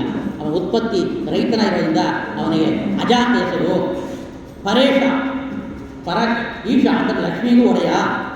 ನಾರಾಯಣ ಗುಣ ಪರಿಪೂರ್ಣ ಹಾಗಂತೇಳಿ ನಾರಾಯಣಿಗೆ ಅರ್ಥ. ಭಗವಾನ್ ಷಡ್ಗುಣೇಶ್ವರ ಸಂಪನ್ನ ಇರೋದ್ರಿಂದ ಅವನಿಗೆ ಭಗವಾನ್ ಹೆಸರು. ಐಶ್ವರ್ಯ, ವೀರ್ಯ, ತೇಜಸ್ಸು, ಸಂಪತ್ತು, ಜ್ಞಾನ, ವಿಜ್ಞಾನ ಇತ್ತು ಅವನಲ್ಲಿ ಇರೋದಕ್ಕೆ 6 ಇರೋದ್ರಿಂದ ಷಡ್ಗುಣೇಶ್ವರಿ ಸಂಪನ್ನ ಭಗವಾನ್ ಹಾಗಂತ ಹೆಸರು. ಸರ್ವತ್ರ ಅವ ವ್ಯಾಪ್ತನಾಗಿ ವಾಸ ಮಾಡೋದ್ರಿಂದ ಅವನಿಗೆ ವಾಸುದೇವ, ವಾಸು ಅಂತ ಹೆಸರು. ಅವನಿಗೆ ದೇವ ಅಂತ ಹೆಸರು. ಕ್ರೀಡಾದಿ ಗುಣ ವಿಶಿಷ್ಟ ಉಳ್ಳವನು, ದೇವರುಗಳಲ್ಲಿ ಕ್ರೀಡೆ ಮಾಡುವವನು, ದೇವರುಗಳ ಸೃಷ್ಟಿ ಮಾಡುವವನು. ಇದೆಲ್ಲಕ್ಕೆ ಅವನಿಗೆ ದೇವ ಅಂತ ಹೆಸರು. ಅವನಿಗೆ ಮೊಟ್ಟಮೊದಲಿಗೆ ಕ್ಷೇತ್ರಜ್ಞ ಅಂತ ಹೆಸರು. ಎಲ್ಲ ಜಡ ಮತ್ತು ಜಗತ್ತಲ್ಲಿ ಒಳಗಡೆ ಇದ್ದು ಎಲ್ಲವನ್ನು ಅರಿತವನಾಗಿದ್ದಾನ. ಎಲ್ಲ ಜಡಚೇತನ ವಸ್ತುಗಳಲ್ಲಿ ಒಳಗಡೆ ಇದ್ದು ಎಲ್ಲವನ್ನು ಅರಿತವನಾಗಿದ್ದಾನ. ಭಗವದ್ಗೀತೆಯಲ್ಲಿ ಕೃಷ್ಣ ಪರಮಾತ್ಮ ಈ ಕ್ಷೇತ್ರಜ್ಞ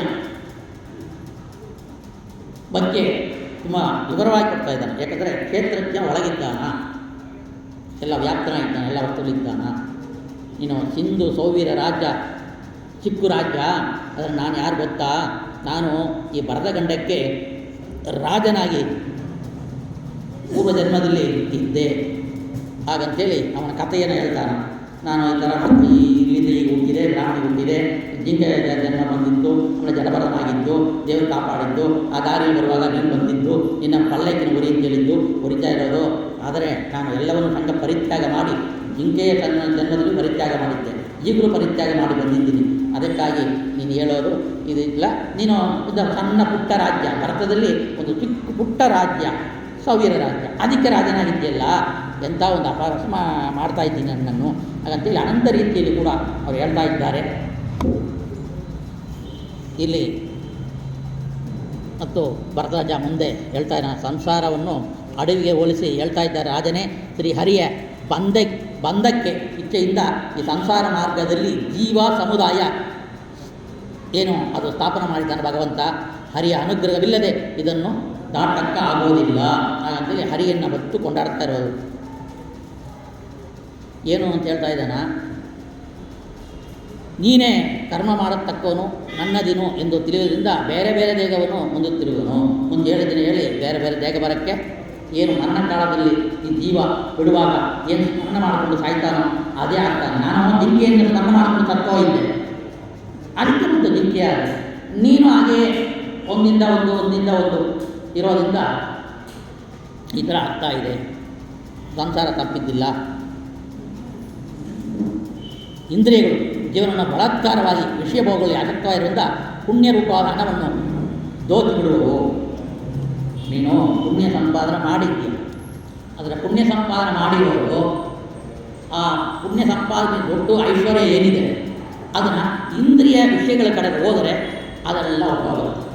ಯಾಗ ಒಂದು ಕಳ್ಳ ಮನೆಗೆ ನುಗ್ಗಿ ಕಳ್ತನ ಮಾಡ್ತಾನೆ, ಆ ರೀತಿಯಲ್ಲಿ ನಮ್ಮ ಈ ಪುಣ್ಯ ಎಂಬವನ್ನು ಇಂದ್ರಿಯ ವಿಷಯಗಳಿಗೆ ನಾವು ಉಪಯೋಗ ಮಾಡಿಕೊಳ್ಳುವಾಗ ಅದೆಲ್ಲ ಹೊಟ್ಟೋಗುತ್ತೆ, ಪುಣ್ಯ ಎಂಬುದು ಹೊಟ್ಟೋಗುತ್ತೆ. ಹಾಗಂತೇಳಿ ಅನಂತ ರೀತಿಯಲ್ಲಿ ಕೂಡ ಅವನಿಗೆ ಬುದ್ಧಿವಾದ ಹೇಳ್ತಾ ಇದ್ದಾನ.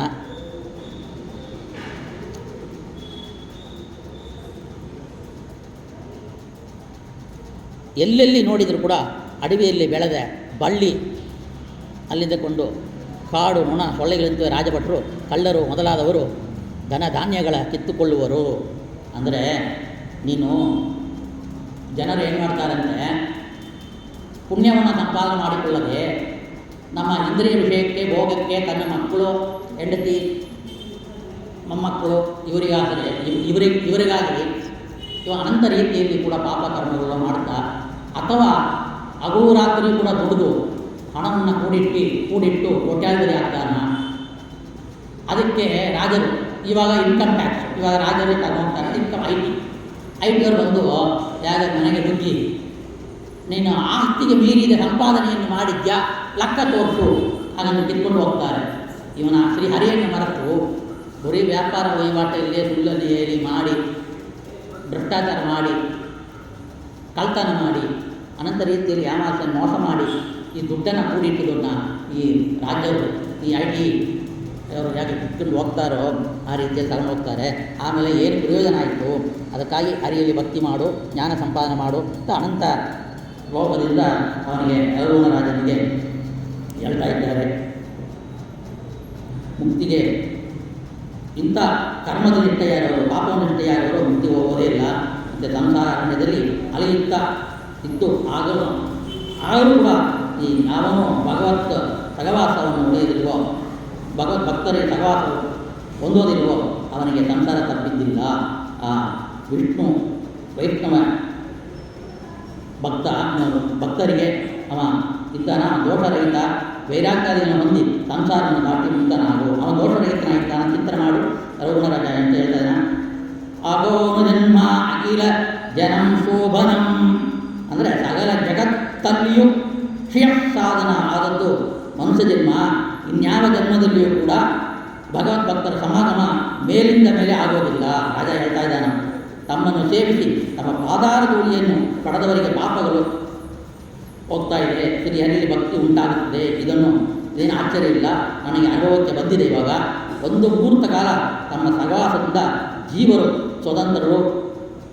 ಸ್ವತಂತ್ರ ಇಲ್ಲ, ಭಗವಂತ ಸ್ವತಂತ್ರ, ಜೀವರೇ ಹೊರಬದು ಮೊದಲಾದ ಕ್ರಿಯೆಗಳು ಇರೋದನ್ನು ನಾನು ಮೂರು ಥರ ಮಾತಾಡಿದೆ. ನನ್ನ ಶಿಕ್ಷೆ ಕೊಡಬೇಕು, ನನ್ನ ಕ್ಷಮೆ ಮಾಡಬೇಕು ಹಾಗಂತೇಳಿ ಅನಂತ ರೀತಿಯಲ್ಲಿ ಕೂಡ ನೀವು ಹೇಳಿದ್ದ ಬುದ್ಧಿ ಏನೋ ಸ್ವಲ್ಪ ಕಾಲದಲ್ಲಿಯೋ ಇಷ್ಟು ಒಂದು ಉಪದೇಶವನ್ನು ನನಗೆ ಕೊಟ್ಟು ಉದ್ಧಾರ ಮಾಡಿದ್ದೀರಿ, ನೀವು ಗುರುಗಳಾಗಿದ್ದೀರಿ.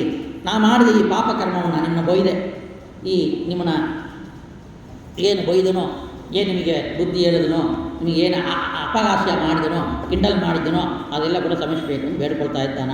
ಈ ರೀತಿಯಲ್ಲಿ ಹೇಳ್ತಾ ಇದ್ದಾನ, ಮನುಷ್ಯ ಜನ್ಮದಲ್ಲಿ ಒಂದು ಸಮಯಕ್ಕೆ ಜ್ಞಾನಿಗಳ ಕಾಣಿಸಿಕೊಂಡು ಉದ್ಧಾರ ಮಾಡುತ್ತಾರೆ. ನನ್ನ ಈ ಜೀವಮಾನದಲ್ಲಿ ಜ್ಞಾನಿಗಳಾದ ಬರ್ತಾರೆ, ಜ್ಞಾನಿಗಳಾದ ನಿಮ್ಮನ್ನು ನಾನು ಕಂಡುಕೊಂಡೆ, ನಾನು ಉದ್ಧಾರ ಆದೆ.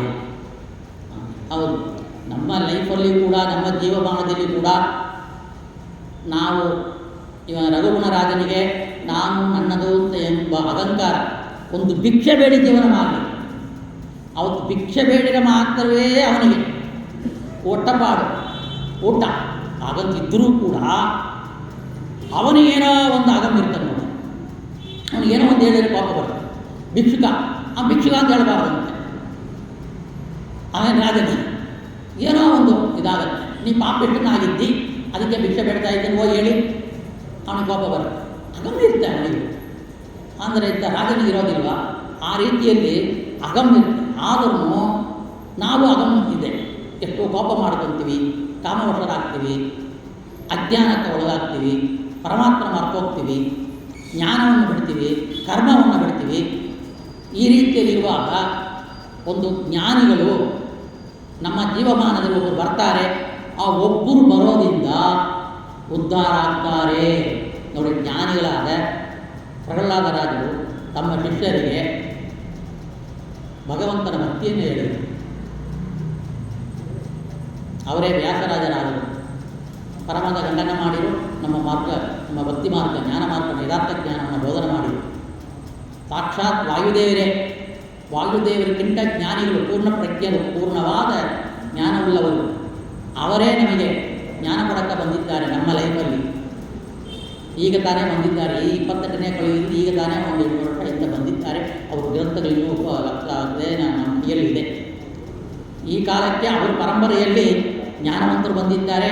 ನಮ್ಮ ಮಂತ್ರಾಲಯ ಪ್ರಭು ಗುರುಸಾರ್ವಭೌಮರು ಅವರು ಬಂದಿರೋದ್ರಿಂದ ಇಂಥ ಮಠಗಳು, ಈ ಮಠಗಳಲ್ಲಿ ಮುಂದೆ ಪಕ್ಷಮಾಸ ನಡೆಯುತ್ತೆ, ಶ್ರಾದ್ದ ಕಾರ್ಯಗಳು, ಪಿತೃ ಪೂಜೆ ಆಗುತ್ತೆ, ಸಾಯಂಕಾಲಕ್ಕೆ ಬಂದು ನಮಸ್ಕಾರ ಮಾಡೋಕ್ಕಾಗತ್ತೆ, ಅಂತಃಕರಣ ಶುದ್ಧಿ ಆಗುತ್ತೆ. ಅವ್ರ ಪಾದಧೂಳಿ ನಾವು ಬೇಡಿ ನಾವು ಬರ್ತೀವಿ. ಅವರು ಇರೋದ್ರಿಂದವೇ, ಅವರಿಗೆ ಸೇವೆ ಮಾಡೋದ್ರಿಂದವೇ ಇಂಥ ಒಂದು ಪಾಠ ಪ್ರವಚನ ನಡೀತಾ ಇದೆ. ಆ ಪಾಠ ಪ್ರವಚನ ಭಾಗವಹಿಸಿ ತತ್ವೋಪದೇಶ ಪಡಿತಾ ಇದ್ದೀವಿ. ಇಂಥ ಪುರಾಣಗಳು ಇನ್ನೊಂದು ಕಾಲ ಕಲಿಯುಗದಲ್ಲಿ ಮುಂದೆ ಬರುವಾಗ ಯಾವ ಪುರಾಣವೂ ಇಲ್ಲ, ಭಗವಂತನ ನಾಮವೇ ಇರೋದಿಲ್ಲ. ಭಗವಂತನಿಗೆ ನಾಮ ಬಿಟ್ಟು ವಿಚಿತ್ರವಾದ ಹೆಸರುಗಳು ಇಡ್ತಾರೆ. ನಾಯಿಗೆ ಟಿಂಕಿ ಪಿಂಕಿ ಕೆಂಕಿ ಅಂತ ಏನೋ ಹೆಸರಿಡ್ತಾರಲ್ಲ, ಆ ರೀತಿಯಲ್ಲೇ ಇಟ್ಬಿಡ್ತಾರೆ. ನಾರಾಯಣ ಗೋವಿಂದ ಅಂತಿಲ್ಲ, ನಾರಾಯಣ ಅಂತ ಹೆಸರಿಟ್ಟಿದ್ದಕ್ಕೆ ಎಷ್ಟು ಫಲ ಬರ್ತದೆ ಮುಂದೆ ಕಥೆ, ಅಜಾಮಿನ ಕಥೆ ಬರುತ್ತೆ. ಆ ರೀತಿಯಲ್ಲಿ ನಮ್ಮ ಜೀವಮಾನದಲ್ಲಿ ಕೂಡ ರಾಯರು ಬಿದ್ದು ಆ ತತ್ವೋಪದೇಶವನ್ನು 48 ಗ್ರಂಥಗಳಲ್ಲಿ ಕೊಟ್ಟು ತಾನೂ ಯಾವ ರೀತಿಯಲ್ಲಿ ನಡ್ಕೊಳ್ಬೇಕು, ಯಾರಲ್ಲಿ ಬೇಡವಾಗಿ ನಡಿಬೇಕು, ಕಷ್ಟವನ್ನು ಸಹನೆ ಮಾಡಿಕೊಳ್ಬೇಕು, ಗೀತಾಚಾರ್ಯ ಸುಖ ದುಃಖ ಭಾವವನ್ನು ಸಮವಾಗಿ ತಗೊಳ್ಬೇಕು ಅಂತ ಹೇಳಿದ್ರೆ ಆ ರೀತಿಯಲ್ಲೇ ನಡ್ಕೊಂಡು ನಮ್ಮ ರಾಯರು. ಅವರಲ್ಲಿ ಭಕ್ತಿ ಮಾಡಿ ಏನು ಪ್ರಶ್ನೆ ಆಗ್ತಿದೆ ಎದ್ದು ಅವರು ಪಾಠ ಮಾಡ್ತಾರೆ, ಎಬ್ಬಿಸ್ತಾರೆ ಅವರೇ ಬಂದು. ಏನೋ ದೊಡ್ಡ ದೊಡ್ಡ ಪ್ರಶ್ನೆ ಇರಲಿ, ಪಂಡಿತರಿಗೆ ಏನು ಚರ್ಚೆ ಮಾಡ್ತಾರೋ ಅಂಥ ಒಂದು ವಿಮರ್ಶೆ ಇರಲಿ, ಅವ್ರ ಹತ್ರ ಹಠ ಮಾಡಿ ಮಕ್ಕಳು ದೊಡ್ಡವ್ರ ಹತ್ರ ಹಠ ಮಾಡಿ ಪಡಿತಾರೆ. ಹೆಂಗಸರು ಗಂಡನಲ್ಲಿ ಹಠ ಮಾಡಿ ಅವರು ಸಾಧನೆ ಮಾಡ್ಕೊಳ್ತಾರಂತಿದೆ. ಆ ರೀತಿಯಲ್ಲಿ ಗುರುಗಳ ಶಿಷ್ಯ ಹಠ ಮಾಡಬೇಕು, ಈ ತತ್ವಜ್ಞಾನ ಬೇಕು ಅಂತ ಹಠ ಮಾಡಬೇಕು. ಕಾರು ಬೇಕು, ಬಗಲ ಬೇಕು, ಅದು ಬೇಕು, ಇದು ಬೇಕು, ವಜ್ರ ವೈಡೂರ್ಯ ಬೇಕು, ಒಡವೆ ಬೇಕು, ಹಾಗಂತ ಕೇಳೋದು ಎಷ್ಟು ಬೇಕೋ ಅಷ್ಟು ಕೇಳಬೇಕು. ಆದರೆ ಅವ್ರು ಕೊಟ್ಟಿದ ಮೇಲೆ ನಮಗೆ ಇರುವಾಗಲೇ ಕೇಳ್ತಾ ಇದ್ದಾರಲ್ಲ, ಈ ರೌರವ ರಾಜನಿಗೆ ಬುದ್ಧಿ ಹೇಳಿದ್ದೆಲ್ಲ ಬೇಕಾಗುತ್ತೆ. ಅದನ್ನು ಕೇಳಿದರೆ ಅದು ಯಾವ ಹಿಂದಿರುಗಿ ಬರೋದಿಲ್ಲ. ಕಲ್ಲಜ್ಜೋಸ್ಕರ ನಮ್ಮ ಪುಣ್ಯವನ್ನು ಹೋಗಲಿಕ್ಕೆ ಅದೆಲ್ಲ ಸಂಪಾದನೆ ಮಾಡೋಕ್ಕಾಗತ್ತೆ.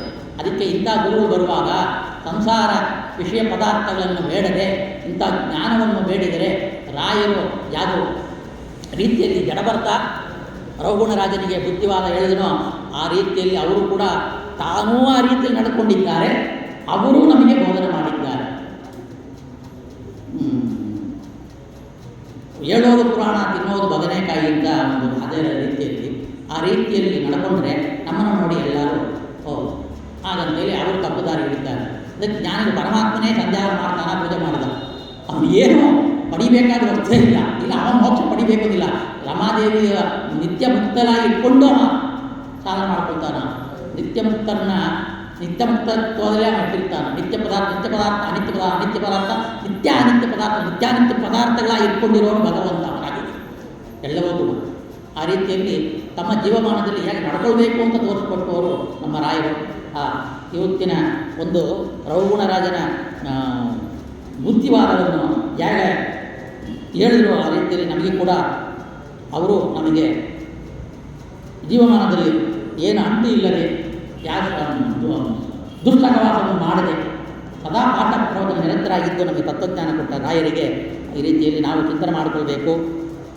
ಈ ಚರಿತ್ರೆಯನ್ನು ಶುಕಾಚಾರ್ಯ ಹೇಳ್ತಾ ಇದ್ದಾರೆ. ಪರಿಚಿತರಾಜನೇ ಭಗವದ್ಭಕ್ತರ ಪ್ರಭಾವವೇ ಇರೋದು. ಭಗವಂತನ ಬಲವನ್ನು ಏನೆಂದು ಹೇಳೋಣ ಎಂತ ನೋಡಿ, ಭಗವಂತನ ಜ್ಞಾನ ಇಂಥ ಜಡಭರತನಿಗೆ ಇತ್ತಂದರೆ ಭಗವಂತನ ಜ್ಞಾನ ಇಟ್ಟಿರೋದು ಆ ಭಗವಂತನ ಭಕ್ತರಿಗೆ ಎಲ್ಲ ಸಿದ್ಧಿಯೂ ಇರುತ್ತೆ ಹಾಗಂತಲೇ ಹೇಳ್ತಾ ಇದ್ದಾರೆ. ಭಗವಂತ ಪರಮಾತ್ಮನ ಪುತ್ರನು ನೋಡಿ, ಭಗವಂತ ಋಷಭನಾಮಕ ಭಗವಂತನ ಪುತ್ರನಾಗಿದ್ದಾನ. ಆಗಿದ್ದರೂ ಕೂಡ ಇವನಿಗೆ ಆ ಅಗಂಭಾವ ಇಲ್ಲ. ಅವರು ಆ ವಂಶ ಅಂದರೆ ಈ ವಂಶ, ಈ ಪಿಟ್ಟ ವಂಶ ಅವ್ರದ್ದು, ಇಂಥ ಕುಲ, ಇಂಥ ಗೋತ್ರ, ಅವ್ರು ಇಂಥ ಋಷಿ ಪರಂಪರೆ ಹಾಗಂತ ಕೇಳ್ತೀವಿ ನಾವು. ಆದರೆ ಏನು ಇರೋ ದಡ್ಡನಾಗಿರ್ತಾನೆ. ಅವರಪ್ಪ ದೊಡ್ಡ ಪಂಡಿತರಾಗಿರ್ತಾರೆ, ಜ್ಞಾನವೇ ಇಲ್ಲ. ಹೆಸರಿಗೆ ಮಾತ್ರ ಇಂಥದವ್ರ ಮಗ ಅಂತ ಹೊರಡ್ತಾನೆ. ಏನು ಪ್ರಯೋಜನ? ಆದರೆ ಭಗವಂತನ ಪುತ್ರ ಆದರೂ ಕೂಡ ನಾನು ಭಗವಂತನ ಪುತ್ರ ಅಂತ ಸುಮ್ಮನೆ ಇರೋದಿಲ್ಲ, ನನಗೆ ಮೋಕ್ಷ ಸಿಕ್ಬಿಡುತ್ತೆ ಅಂತಿಲ್ಲ. ಆ ರೀತಿಯಲ್ಲಿ ಇದ್ದರೂ ಅವ ಸಾಧನೆ ಮಾಡ್ಕೊಳ್ತಾ ಇದ್ದಾನ ಹಾಗಂತ ಹೇಳ್ತಾ ಇದ್ದಾರೆ ಶುಕಾಚಾರ್ಯರು. ಜ್ಞಾನ ಸ್ವರೂಪಿಯು ಸರ್ವೇಶ್ವರನು ರಮಾಪತಿಯಾದ ನಾರಾಯಣ ನಮಸ್ಕಾರ ಎಂದು ಭಕ್ತಿಯಿಂದ ಗಾನ ಮಾಡುತ್ತಾ ಮೃಗ ಶರೀರವನ್ನು ಬಿಟ್ಟರೆ ರೀತಿ ಅವಂದು ಆಗಿದೆ ಹಾಗಂತೇಳಿ ಆ ಕಡೆ ಜನ್ಮ ಯಾವ ಜನ್ಮದಲ್ಲೂ ಕಡೆ ಕಾಲದಲ್ಲಿ ಕೂಡ ಅವನ ಅನಿಸ್ಮರಣೆ ತಪ್ಪಿದ್ದಲ್ಲ ಹಾಗಂತ ಹೇಳ್ತಾ ಇದ್ದಾರೆ. ಇಂಥ ಒಂದು ರಘುಗುಣರಾಜ ಮತ್ತು ಜಡಭರತನ ಒಂದು ಜಡಭರತನ ಉಪಾಖ್ಯಾನ ಅಂತೇ ಹೆಸರು. ಇದು ತುಂಬ ಇದೆ, ಕಾಲಾವಕಾಶ ಕಡಿಮೆ ಇರೋದ್ರಿಂದ ಅಲ್ಲಲ್ಲಿ ಸ್ವಲ್ಪ ಹೇಳಿದ್ದೀನಿ. ಈ ರೀತಿಯಲ್ಲೂ ಆ ಜಡಭರತನ ರಘುಗುಣರಾಜನ ಸಂವಾದವಾದ ಈ ಜಡಭರದ ಉಪಾಖ್ಯಾನ ಏನಿದೆಯೋ ಈ ಚರಿತ್ರೆಯನ್ನು ಕೇಳೋರಿಗೆ ಅಜ್ಞಾನ ಬರೋದಿಲ್ಲ ಅಂತೆ, ದೃಢಭಕ್ತಿ ಆಗುತ್ತೆ, ಆಯುಷು ವೃದ್ಧಿ ಆಗುತ್ತೆ, ಧನ್ಯತೆಯನ್ನು ಉಂಟಾಗುತ್ತೆ ಮತ್ತು ಕೀರ್ತಿ ಉಂಟಾಗುತ್ತೆ, ಸ್ವರ್ಗಪ್ರದ ಆಗುತ್ತೆ, ಮೋಕ್ಷಕ್ಕೆ ಪ್ರಯೋಜಕರವಾದ ಜ್ಞಾನ ಉದ್ಭವ ಆಗುತ್ತೆ. ಇದನ್ನು ಹೇಳುವನು, ಕೇಳುವನು, ಅಭಿನಂದಿಸುವವನು, ಇಂಥ ಒಂದು ಕಥೆಯನ್ನು ಆಳಿಸುವನು, ಮತ್ತೆ ಮತ್ತೆ ಕೇಳ್ತಾ ಇರುವನು, ಇವ ಎಲ್ಲರಿಗೂ ಕೂಡ ಚೆನ್ನಾಗಿ ಮನಮುಟ್ಟುವಂತೆ ಆಗತ್ತಂತೆ. ಸರಿ, ಹರಿಯೇ ಸ್ವತಂತ್ರ ಆಗಂತೇಳಿ. ಮತ್ತು ಅವರಾರು ಕೂಡ ಅಸ್ವತಂತ್ರ ಎಂಬ ಯಾವುದಕ್ಕೂ ಅಪೇಕ್ಷಿಸುವುದಿಲ್ಲ, ಅವರಿಗೆ ಅಪೇಕ್ಷೆ ಬರೋದಿಲ್ಲ. ನಾನು ಸ್ವತಂತ್ರ ಎಂಬ ಒಂದು ಕೆಟ್ಟ ಅಜ್ಞಾನ ಅವರಿಗೆ ಬರೋದಿಲ್ಲ ಹಾಗಂತ ಹೇಳ್ತಾ ಇದ್ದಾರೆ. ಪರೀಕ್ಷಿತ್ ರಾಜನಲ್ಲಿ ಪರೀಕ್ಷಿತ್ ರಾಜ ಶುಕ ಮುನಿಗಳಲ್ಲಿ ಕೇಳ್ತಾ ಇರೋದನ್ನೇ, ಆಚಾರ್ಯರೇ, ಸಂಸಾರವೊಂದು ಘೋರಾರಣ್ಯಕ್ಕೆ ಸಮವಾಗಿದೆ, ಅದು ಅನೇಕ ದುಃಖಗಳಿಗೆ ಸಾಧನೆ ಆಗಿದೆ. ಗೂಢವಾಗಿ ಹೇಳುವುದನ್ನು ಸ್ಪಷ್ಟವಾಗಿ ನೀವು ವಿವರಿಸಬೇಕು. ಎಂಥ ಸಂಸಾರ ಎಷ್ಟು ಕಷ್ಟವಾಗಿದೆ, ಇದಕ್ಕೆ ಏನು ಕಾರಣ, ಎಂತ ಕಾರಣ, ಏನು ಅಂತ ಅರ್ಥವೇ ಇನ್ನು ಎಷ್ಟು ಆಲೋಚನೆ ಮಾಡೋಣ ಆಗ್ತಾ ಇಲ್ಲ. ನೀವು ಇದನ್ನು ಸ್ಪಷ್ಟವಾಗಿ ತಿಳಿಸಬೇಕು ಅಂದರೆ ಶುಕಾಚಾರ್ಯ ಹೇಳ್ತಾ ಇದ್ದಾರೆ. ಶುಕರು ಹೇಳ್ತಾ ಇದ್ದಾರೆ, ಜೀವರು ಭಗವಂತನ ಅಧೀನವಾದ ಪ್ರಕೃತಿ ಎಂಬ ಸಂಸಾರವೆಂಬ ಅಡವಿಯನ್ನು ಹೊಂದಿ ಭಗವದ್ಭಕ್ತರು ಮೋಕ್ಷಕ್ಕಾಗಿ ಮಾಡುವ ಹೊರಗು ಸಜ್ಞಾನ ಚರಣ ಸೇವೆಯನ್ನು ಮಾಡುವುದಿಲ್ಲ. ಯಾಕಂದರೆ ಇದು ದೊಡ್ಡ ಅರಣ್ಯ ಇದೆ. ದೊಡ್ಡ ಅಡವಿ ಸಿಕ್ಕಾಕೊಂಡ್ರೆ ಅವನಿಗೆ ದಾರಿಯೇ ಗೊತ್ತಾಗೋದಿಲ್ಲ. ಅಡವಿಗೆ ಇವಾಗ ಬೆಂಗಳೂರು ಸಿಟಿನಲ್ಲೇ ಒಂದು ಹತ್ತನಲ್ಲಿ ಲೈಟ್ ಆಗೋದು, ಯಾವ ಬೀದಿಗೆ ಬಂದಿದ್ದೀವಿ, ಕತ್ತಲೆಯಾಗಿದೆ, ಯಾವ ಬೀದಿಗೆ ಹೋಗ್ತಾ ಇದ್ದೀವಿ ಗೊತ್ತೇ ಆಗೋದಿಲ್ಲ. ಇನ್ನು ಹೊಸ ಜಾಗಕ್ಕೆ ಹೋಗ್ಬಿಟ್ರೆ ಕೇಳ್ಕೊಂಡು ಹೋಗಬೇಕು. ನಡುರಲ್ಲಿ ಯಾರೂ ಸಿಕ್ಕಿಲ್ಲ, ನಾವು ಹೋಗ್ತಾ ಇದ್ದೀವಿ, ಅಲ್ಲಿ ತಲುಪಬೇಕು ಒಂದು ಜಾಗ, ಯಾರನ್ನು ಕೇಳೋದು, ಸಿಕ್ಕಾಕೊಳ್ತಾನ. ನಮ್ಮೆಲ್ಲ ಅಡವಿ ತಗೊಂಡ್ಬಿಟ್ಬಿಟ್ರೆ ಅಷ್ಟೇ ಗತಿ. ಅದೇ ರೀತಿಯಲ್ಲೇ ಅದಕ್ಕೆ ನಾವು ಎದುರ್ಕೊಳ್ತೀವಿ. ಆದರೆ ಈ ಸಂಸಾರಕ್ಕೆ ಎದುರ್ಕೊಳ್ಳಾಗೆ ಬಂದು ಹೋಗ್ತಾ ಇದ್ದೀವಿ. ಒಂದು ಅಡವಿ ಆ ರೀತಿಯಲ್ಲಿ ಅಳ್ತಾ ಇದ್ದಾರೆ. ಸುಖ ನಾಲ್ಕಾದರೂ ಕೂಡ ನೆರಳಿ ತಿರುಗಿ ಮನುಷ್ಯನಾಗಿ ಹುಟ್ಟುವನು. ಇದು ಸಂಸಾರ ಅಡವಿ ಎಂಬ ಸಂಸಾರ ತಿರುಗಿ ಮತ್ತು ಕರ್ಮಬಂಧನಾಗಿ ಹುಡ್ತಾ ಇದ್ದಾರೆ ಅಂತ. ಆವಾಗ ಸುಖ ಮತ್ತೆ ಹೇಳ್ತಾ ಇದ್ದಾರೆ, ಪರಿವರ್ತನ ವಂಶವನ್ನು ಹೇಳ್ತಾ ಇದ್ದಾರೆ. ಮುಂದೆ ಈ ಭರತಪುತ್ರ ಸಮಿತಿಯ ಋಷಭನೆಂಬ ಅವಧೂತ ಮಾರ್ಗವನ್ನು ಅನುಸರಿಸಬೇಕೆಂದು ಕೆಲವರು ಮುಖಂಡಿಗಳು ತಿಳಿದು ವೇದದಿಂದ ಬೌದ್ಧವನ್ನು ಇವರು ವೇದದಿಂದ ಅಂದರೆ ಈ ಋಷಭ ನಾಮಕ ನಿರ್ವಾಣವಾಗಿ ಏನು ತತ್ವೋಪದೇಶ ಮಕ್ಕಳಿಗೋ ಜ್ಞಾನಿಗಳಿಗೋ ಋಷಿಗಳು ಹೇಳಿದನೋ ಆ ರೀತಿಯಲ್ಲಿ ಈ ಬೌದ್ಧ ಅವತಾರ ಆಗಂತೇಳಿ ಕೆಲವರು ಏನು ಮಾಡಿದ್ರು, ಆ ಋಷಭನ ತತ್ವವನ್ನು ತಗೊಂಡು ಅವರು ಹೇಳಿದ್ದು ಶೂನ್ಯ ಅಂತ, ಅದಕ್ಕೆ ಬೇರೆ ಅರ್ಥ ಸೂಕ್ಷ್ಮ ಅಂತ. ಸೂಕ್ಷ್ಮವಾಗಿ ತನ್ನಲ್ಲಿ ಭಗವಂತ ಇಟ್ಕೊಳ್ತಾರಂತೆ ಎಲ್ಲವನ್ನು ಅನುರೂಪವಾಗಿ. ಅದನ್ನು ಇವರು ಶೂನ್ಯ ಅಂದರೆ ಏನೂ ಇಲ್ಲ ಹಾಗಂತೇಳಿ ತಮ್ಮ ಬುದ್ಧಿಗೆ ಏನು ಬರುತ್ತೋ ಆಗ ಅರ್ಥ ಮಾಡ್ಕೊಳ್ತಾರೆ. ಪುರಾಣ ಹೇಳ್ತಾ ಇರ್ತೀವಿ, ಅದರಲ್ಲಿ ಒಂದು ವಿಷಯ ಬರುತ್ತೆ, ಅದನ್ನು ಆಲೋಚನೆ ಮಾಡುವಾಗ ನಮಗೆ ಆ ಜ್ಞಾನ ಬರಬಾರದು ಅಂತ ಭಗವಂತನ ಒಂದು ಇಚ್ಛೆ ಇದ್ದರೆ ನಮ್ಮ ಬುದ್ಧಿಗೆ ಅದು ತಪ್ಪಾಗೇ ಅರ್ಥ ಮಾಡ್ಕೊಳ್ತೀವಿ. ಇದು ಅಂತ ಅದು ಆ್ಯಕ್ಚುಲಿ ತಪ್ಪಾಗಿ ಅಜ್ಞಾನ. ಇವರು ಏನು ಮಾಡಿದ್ರು, ಕೆಟ್ಟವರು, ಇವರಿಗೆ ಮೋಕ್ಷ ಸಾಧನೆ ಆಗೋದಿಲ್ಲ. ಮೋಕ್ಷ ಸಾಧನೆ ಆಗಿಲ್ಲ, ಭಗವಂತ ಪ್ರೇರಣೆ ಏನು ಮಾಡ್ತಾನ, ಅಜ್ಞಾನ ಮಾಡ್ತಾನೆ. ಅದಕ್ಕೆ ಶೂನ್ಯ ಅಂಡ್ ಈ ಇವನೇ ಬುದ್ಧ ಹಾಗಂತೇಳಿ ತಿಳ್ಕೊಂಡು ಆ ಆಚರಣೆ ಮಾಡ್ತಾ ಅವರು ನಿರ್ವಾಣವಾಗಿ ಈ ಜೈನರು ಏನಿದ್ದಾರೆ ಅದನ್ನು ಆ ಜೈನರಿಗೆ ಇಂಥ ಒಂದು ಬುದ್ಧಿಯನ್ನು ಭಗವಂತ ಪ್ರೇರಣೆ ಮಾಡಿ ಅವ್ರನ್ನ ಆ ಥರ ನಿರ್ವಾಣವಾಗಿ ಹೊರಟಿದ್ದಾರೆ. ಅವರು ಭಗವಂತ ಎಲ್ಲ ಕಡೆಗೂ ವ್ಯಾಪ್ತವಾಗಿದ್ದಾನ, ಎಲ್ಲ ಪ್ರಾಣಗಳಿದ್ದಾನ, ಹಿಂಸೆ ಮಾಡಬಾರ್ದು ಅನ್ನೋದನ್ನ ಹಿಂಸೆ ಮಾಡಬಾರ್ದು ಅಂತೇಳಿ ತಾನು ಕೂದಲನ್ನೆಲ್ಲ ಕೈಯಲ್ಲೇ ಕಿತ್ಕೊಳ್ತಾನೆ. ಅವನಿಗೆ ಹಿಂಸೆ ಆಗುತ್ತೆ. ಅಷ್ಟು ಒಂದು ಕೂದಲು ಕಿತ್ತರೆ ನಮ್ಗೆ ಎಷ್ಟು ನೋವು. ಅಜಾಮಿತ್ರ ಒಂದು 10 ರೂಪಾಯಿ 20 ರೂಪಾಯಿ 500 ರೂಪಾಯಿ 50 ರೂಪಾಯಿ ಏನು ಕೊಟ್ಟ ಅಂದರೆ ಅವ್ನು ಬೋಳಿಸ್ಬಿಡ್ತಾನೆ. ಇವನಿಗೆ ಹಿಂಸೆ ಆಗುತ್ತಲ್ಲ, ಆ ಹಿಂಸೆ ಮಾಡಬಾರ್ದು ಅಂತೇಳಿ ಇವ ಹಿಂಸೆ ಮಾಡ್ಕೊಳ್ತಾನೆ. ಎಷ್ಟೊಂದು ನಿಜ. ಅಲ್ಲಿ ಕ್ರಿಮಿ ಕೀಟಾಣುಗಳೆಲ್ಲ ಇರುತ್ತೆ, ಅದ ಮೇಲೆ ಕೊಡಬಾರ್ದು ಅಂತ ಬೀಸ್ನೇದವ್ರು ಬೀಸ್ತಾ ಅದನ್ನು ಕ್ಲೀನ್ ಮಾಡಿ ಕೊಡ್ತಾರೆ. ಹೋಗೋ ದಾರಿಯಲ್ಲಿ ಬೀಸ್ತಿದ್ದೀವಿ. ಒಂದು ಅನುಪ್ರದೇಶದಲ್ಲಿ ಅನಂತ ಕೋಟಿ ಜೀವರಾಶಿ, ಒಂದು ಅನುಪ್ರದೇಶದಲ್ಲಿ ಕೋಟಿ ಜೀವನಗಳಿದೆ ಅಂತ ಪ್ರಾಣ ಹೇಳ್ತಾ ಇದೆ, ಸೈಂಟಿಸ್ಟ್ ಹೇಳ್ತಾರೆ. ಇವನು ಕೊಡ್ತಾನೆ, ನಡೀತಾನೆ, ಮಾಡ್ತಾನೆ. ಅದನ್ನೆಲ್ಲ ನೀರಾಕೊಂಡು ಒರೆಸ್ಕೊಂಡು ಕೊರೋನಾ ಬಂದರೆ ಇದಾಕೊಂಡ್ವಿ ಕೈಗೆ, ಅದೆಲ್ಲ ಹಾಕೊಂಡೇ ನಡೆಯೋದು, ತೊಳ್ಕೊಂಡು ನಡೆಯೋಕ್ಕಾಗಲ್ಲ. ನೀನು ನಡೀತಾ ಇರೋ ಜಾಗ, ಕೂಡೋ ಜಾಗದಲ್ಲಿ ಎಷ್ಟು ಕ್ರಿಮಿ ಕೀಟಾಣಿದೆ, ಅದೆಲ್ಲ ಸಾಯೋದಿಲ್ವಾ ಅಂತ ನಮ್ಮ ಮಧ್ವಾಚಾರ್ಯ ಅವರಿಗೆ ಪ್ರಶ್ನೆ ಆಗ್ತಾರೆ. ಆ ರೀತಿಯಲ್ಲಿ ಕೆಟ್ಟ ಧರ್ಮವನ್ನು ಆಚರಣೆ ಮಾಡ್ತಾ ಇದ್ದಾರೆ. ಹೇಳ್ತಾ ಇದ್ದಾರೆ ಪ್ರತಿಹರಣ ಈ ಸುಮತಿ ಮಗನು ದೇವರಾತಿ, ಈ ಪರಿವರ್ತನೆ ಕಥೆಯಲ್ಲಿ ಬರ್ತಾ ಇರೋದು. ಅವನಿಗೆ ದೇವತಿಮ್ನ, ಅವನಿಗೆ ಪರಮೇತ್ತು, ಅವನ ಮಗ ಪ್ರತೀಗ, ಅವನ ಪುತ್ರರು ಪ್ರತಿಹರ್ತ, ಪ್ರಸೋತ, ಉದ್ಗಾತ, ಈ 3 ಮಕ್ಕಳು. ಪ್ರತಿಹರಣನಿಗೆ ವ್ಯೋಮ ಮತ್ತು ಭೀಮರೆಂಬ 2 ಪುತ್ರರು. ವ್ಯೋಮನ ಮಗನು ಉದ್ಗೀತ, ಅವನಿಗೆ ಪೃಸ್ತೋತ, ಅವನಿಗೆ ವಿಭು, ಅವನಿಗೆ ವ್ಯತಸೋಣ, ಅವನಿಗೆ ನಕ್ತನಿಗೆ ಋತಿದೇವಿಯ ಪತ್ನಿಯಲ್ಲಿ ಗಯಾ ಅಂತೇಳಿ ಮಗ ಹುಟ್ಟಿದಾನ. ಗಯನೊಳಗೆ ಜಗತ್ರಕ್ಷನಾಗಿ ಸದ್ಗುಣವನ್ನು ಸ್ವೀಕರಿಸಿದ ಶ್ರೀಹರಿಯು ಅಂಶದ ಮೂರ್ತಿ ದೇಹ ವಿಶೇಷದ ಆದೇಶ ಚಿಹ್ನೆಗೆ ಇದ್ದವು. ಚಂದ್ರಚಕ್ರ ಚಿಹ್ನೆ ಅವನಲ್ಲಿ ಇತ್ತುಂಟು.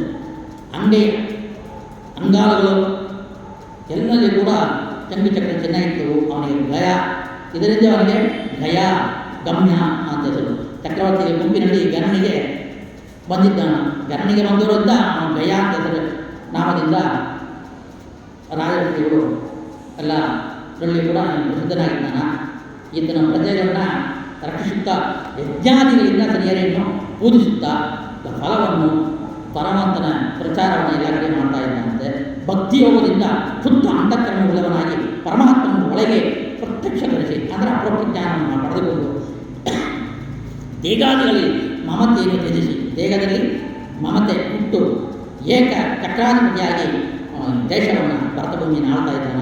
ಅವನಿಗೆ ದಕ್ಷ ಕನ್ಯರಾದ ಕೀರ್ತಿ, ಶಿವಾಕ, ಸ್ಮೃತಿ, ಮೇಧ, ದೃಷ್ಟಿ, ಕ್ಷಮ ಮೊದಲಾದವರು ನದಿ ಜಲದಿಂದ ಅಭಿಷೇಕ ಮಾಡಿ ಉತ್ತಮ ಸ್ಥಿತಿಗೆ ಬರುವಂತೆ ಆದರ್ಶಿದ್ದಾರೆ. ಭೂದೇವಿಯು ಕೂಡ ಗಯನ ಗುಣಗಳನ್ನು ಮೆಚ್ಚಿ ಈತನ ಪ್ರಜೆಗಳಿಗೆ ಬೇಕಾದ ಅಭಿಷ್ಟಗಳನ್ನು ಕೊಡ್ತಿದ್ದರು. ಭೂದೇವಿ ಕೊಡ್ತಾ ಇದ್ದರು. ಇದರ ರಾಜರಲ್ಲಿ ಇವನಿಗೆ ಕಪ್ಪವನ್ನು ಕೊಡ್ತಿದ್ದರು. ಇವ ದೊಡ್ಡ ರಾಜ, ಕಳೆದ ಚಿಕ್ಕ ಚಿಕ್ಕ ಪ್ರದೇಶದಲ್ಲಿ ಇರುವ ರಾಜರ ಕಪ್ಪ ಕಾಣಿಕೆ ತಮ್ಮ ಕೊಡ್ತಾ ಇದ್ದಾರೆ. ಯಜ್ಞನ ಗಾಯನ ಅರ್ಪಿಸಿದ ಯಜ್ಞ ಕರ್ಮಗಳನ್ನು ಶ್ರೀಕೃಷ್ಣ ಮತ್ತಷ್ಟು ಪ್ರೀತನಾಗಿದ್ದಾನೆ. ತುಂಬ ಯಜ್ಞ ಹೋಮ ಇದೆಲ್ಲ ಮಾಡ್ತಾ ಇದ್ದಾನಂತೆ.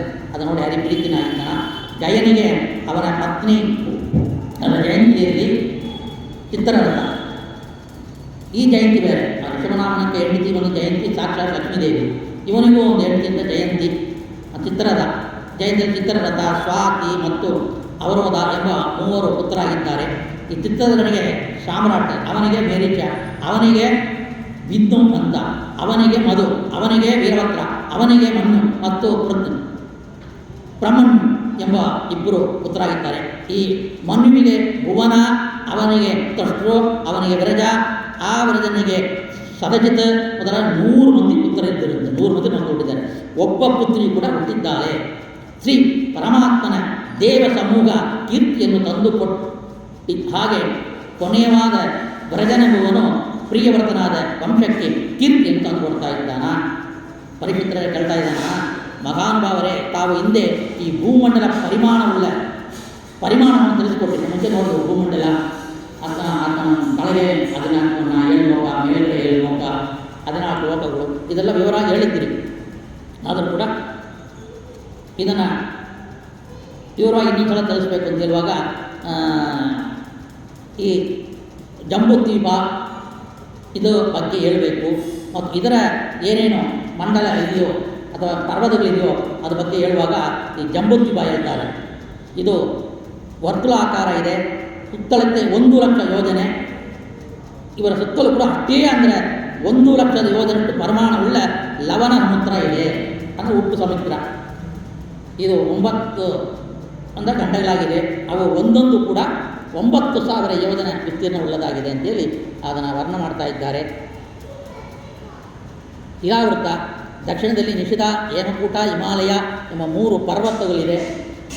ಕಿಂಪುರುಷ ಭಾರತ, ಅದು ಹರಿವರ್ಷ, ಕಿಂಪುರುಷ, ಭಾರತ ಎಂಬ 3 ಖಂಡಗಳಿದೆ. ಮತ್ತು ಈ ಪರ್ವತಗಳ ತಲಾ 2,000 ಯೋಜನೆಗಳು ವಿಸ್ತೀರ್ಣವುಳ್ಳದಾಗಿದೆ. ಹಾಗಂತೇಳಿ ಈ ಇಲಾವೃತದ ಪೂರ್ವ ದಿಕ್ಕಿನಲ್ಲಿ ಗಂಧಮಾಧವ ಪರ್ವತ ಭದ್ರಾಶ್ವ ಖಂಡಕ್ಕೆ, ಪಶ್ಚಿಮ ದಿಕ್ಕಿನಲ್ಲಿ ಮಾಲ್ಯವಂತ ಪರ್ವತವು ಕೇತುಮಾಲ ಖಂಡ ಇದೆ. ಕಡಿ ಪರ್ವತನಾಗಿರಿ, ನೀಲ, ನಿಷಯಗಳೆಂಬ 2 ಪರ್ವತಗಳಿದೆ. ಹಾಗಂತೇಳಿ ವಿವರಣೆ ಮಾಡ್ತಾ ಇದ್ದಾರೆ. ಮಂದರ ಪರ್ವತ ಬುಡದಲ್ಲಿರುವ ದೇವತ್ವ ವೃಕ್ಷ ಇದೆ. ಮೇಲ್ಭಾಗದಿಂದ ಈ ಕೊಡಗಿನ ಕಲ್ಲಿನ ನೋಡಿ ಗಾತ್ರದ ಈ ಸರಿಯಾದ ಮಾವಿನ ಹಣ್ಣುಗಳಿದಂತೆ ಅಲ್ಲಿ ಉದುರುತ್ತಿದೆ. ಅದು ಹಣ್ಣಾಗಿ ಉದುರ್ತಾ ಇದೆ. ಕಲೆಗೆ ಬಿದ್ದು ಒಡೆದ ಮೇಲೆ ಹಣ್ಣುಗಳು, ರಸವು ಕೂಡ ನೀರಾಗಿ ಅರುಣೋದ ಎಂಬ ಹೆಸರಿನ ನದಿಯಾಗಿದೆ. ಅಲ್ಲಿ ಈ ಮಂದರ ಪರ್ವತ ಆ ಮೇಲ್ಭಾಗದಿಂದ ಅನಂತವಾಗಿ ದೊಡ್ಡ ಮಾವಿನ ಗಿಡಗಳಿದೆ. ಅದು ಬಿದ್ದು ದೊಡ್ಡ ಮಾವಿನ ಹಣ್ಣುಗಳಂತೆ. ಅದಕ್ಕೆ ಅರುಣೋದಾಕ ನದಿಯಾಗಿದೆ. ಮೇರು ಪರ್ವತ ಒಂದು ಕಡೆ ಅದು ಜಂಬೂದ್ವೀಪ ವೃಕ್ಷ ಇದೆ. ಆನೆಯ ಗಾತ್ರಷ್ಟು ದಪ್ಪವಾಗಿರುವ ನೆರಳೆ ಹಣ್ಣು ಬಿಡ್ತಾ ಇದೆ. ಆನೆ ಗಾತ್ರ ಎಷ್ಟು ದೊಡ್ಡ ನೆರಳೆ ಹಣ್ಣು ಅದು ಬೀಳ್ತಾ ಇದ್ದಂತೆ. ಅದು ಬಿದ್ದು ಅದು ನದಿಯಾಗಿ ಹರಿದು ಆ ಸೂರ್ಯಕಿರಣ, ಆ ಭೂಮಿಯ ಮಣ್ಣಿನ ಒಂದು ಸಂಪರ್ಕ, ಇದೆಲ್ಲ ಕೂಡಿಕೊಂಡು ಅದು ಏನಾಗಿದಂತೆ ಬಂಗಾರ ಆಗಿದಂತೆ. ಆ ಬಂಗಾರವನ್ನು ದೇವತೆಗಳು ತಾವು ಬಂಗಾರವಾಗಿ ಮಾಡ್ಕೊಳ್ತಾ ಇದ್ದಾರೆ ನೋಡಿ. ಅದೆಲ್ಲ ಇವಾಗೆಲ್ಲ ಇದೆಯಾ ಏನೂ ಗೊತ್ತಿಲ್ಲ, ಇರಬಹುದು, ನಮ್ಮ ಕಣ್ಣಿಗೆ ಕಾಣಿಲ್ಲ. ನಮ್ಮ ಭೂಮಂಡಲ ಇದೆ, ಅದು ಸಿಕ್ಬಿಟ್ರೆ ನಮ್ಮದೇ ದೇಶ ನಂಬರ್ 1 ಬಂಗಾರ ಸಿಕ್ಕಿದೆ ನೋಡಿ. ಅದು ಯಾಕಾದ್ರೆ ದೇವರು ಕೊಡ್ತಾನೋ ಗೊತ್ತಿಲ್ಲ. ಇಂಥ ಒಂದು ಬಂಗಾರದ ದೊಡ್ಡ ಬಂಡೆ ಬಂಗಾರ ಇದೆ. ಆಮೇಲೆ ಆ ನದಿಯ ತೀರದಲ್ಲಿರುವ ಮಣ್ಣು ಇದರಿಂದ ಅದು ಕೂಡಿಕೊಂಡು ಹೋದಾಗಿದೆ. ಅದರ ಈ ಕುಮಾರ ಪರ್ವದಲ್ಲಿ ಶತವಲಶ ಎಂಬ ಹೆಸರಿನ ಆಳದ ಮರ ಇದೆ. ಅದರ ಕಾಂಡದಿಂದ ಹಾಲು, ಮೊಸರು, ಜೇನು, ಬೆಲ್ಲ, ಅನ್ನ, ಭಕ್ಷ್ಯ ಮೊದಲಾದವು, ಬಟ್ಟೆ, ಹಾಸಿಗೆ, ಆಸನ, ಆಭರಣ ಮೊದಲಾದ ಸರ್ವ ಇಷ್ಟಾರ್ಥರು ಕೊಡತಕ್ಕ ನದಿಗಳು ಪರ್ವತದ ಮೇಲಿಂದ ಬೀಳ್ತಾ ಇದೆ. ನದಿ ನಾನು ಕಲ್ಪವೃಕ್ಷ ಕಾಮಧೇನು ಅದು ಏನು ಕೇಳಿದ್ರು ಕೊಡುತ್ತೆ, ಅದು ಸ್ವರ್ಗಲೋಕದಲ್ಲಿದೆ ನೋಡಿದ್ರಿ, ಭೂಲೋಕದಲ್ಲಿಯೂ ಇದೆ, ನದಿ ಇದೆ. ನಾವು ಕೂಡಕ್ಕೆ ಹಾಸಿಗೆ, ಮೊಳಗಕ್ಕೆ ದಿಂಬು, ಹಾಸಿಗೆ ಇಷ್ಟೆಲ್ಲ ಕೊಡ್ತಾ ಇದ್ದಂಥದ್ದು, ಇಷ್ಟು ವಸ್ತುಗಳು ಕೊಡ್ತಾ ಇರೋದು. ಆಭರಣ, ಬಟ್ಟೆ, ಭಕ್ಷ್ಯ, ಅನ್ನ, ಅಡುಗೆ ಮಾಡಬೇಕಾದ್ದೇ ಇಲ್ಲ. ಅಲ್ಲಿ ಹೋಗಿದ್ರೆ ಗ್ಯಾಸ್ ಪ್ರಾಬ್ಲಮೇ ಇಲ್ಲ ನೋಡ್ಕೊಳ್ರಿ. 1000 ರೂಪಾಯಿ ಆಯಿತು, 1200 ರೂಪಾಯಿ ಆಯಿತು ಗ್ಯಾಸು, ಆ ಪ್ರಾಬ್ಲಮೇ ಇಲ್ಲ. ಕಟ್ಟಿಗೆ ಸಿಕ್ಕೋದಿಲ್ಲ, ಇದು ಸಿಕ್ಕೋದಿಲ್ಲ, ರೇಟ್ 1000 ಆಗಿದೆ, 1200. ಅಲ್ಲಿ ನೋಡ್ರಿ ಅಷ್ಟು ಇದಂತೆ. ಹಾಸಿಗೆ, ಆಸನ, ಜೇನು, ಬೆಲ್ಲ, ಅನ್ನ, ಭಕ್ಷ್ಯ. ಅದು ಅನ್ನ ಭಕ್ಷ್ಯವೇ ಬಂದ್ಬಿಡ್ತಂತೆ.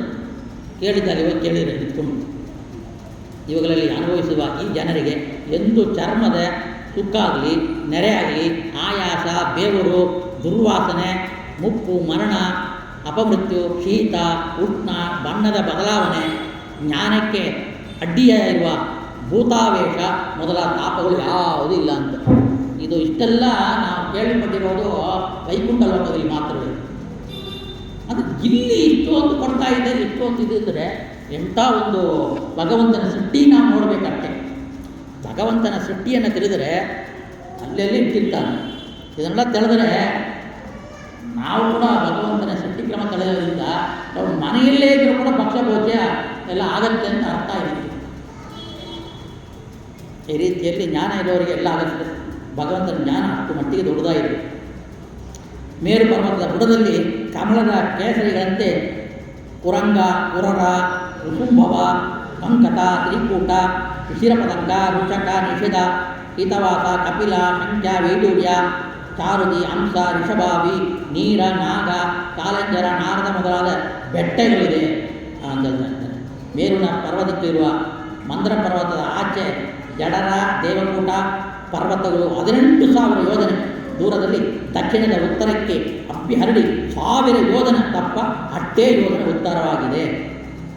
ಈ ಮೇರು ಪಶ್ಚಿಮದಲ್ಲಿ ಪವನ, ಪಾರಿಮಾತ್ರ ಪರ್ವತಗಳು, ದಕ್ಷಿಣದಲ್ಲಿ ಕೈಲಾಸ, ಕರವೀರ ಪರ್ವತಗಳು, ಉತ್ತರದಲ್ಲಿ ಶೃಂಗ ಪರ್ವತ, ಮಗರವೆಂಬ ಪರ್ವತಗಳು ಹುಟ್ಟಿದೆ. ಈ 8 ಪರ್ವತಗಳಿಂದ ಸ್ವರ್ಣಮಯ ಮೇರು ಪರ್ವತವು ಶೋಭನವಾಗಿ ಕಾಣ್ತಾ ಇದ್ದಂತೆ ಮೇರು ಶಿಖರದ ಮಧ್ಯ ಸುವರ್ಣಾತ್ಮಕವಾದ ತಕ್ಷೌಕವಾದ ಚದುರ 10,000 ಯೋಜನೆ ಪರಿಮಾಣವುಳ್ಳ ಚತುರ್ಮುಖ ನಿರ್ಮಿತ ಶತಕೋಟಿ ಎಂಬ ಪ್ರಸಿದ್ಧವಾದ ಬ್ರಹ್ಮ ದೇವರ ಪಟ್ಟಣ ಇದೆ.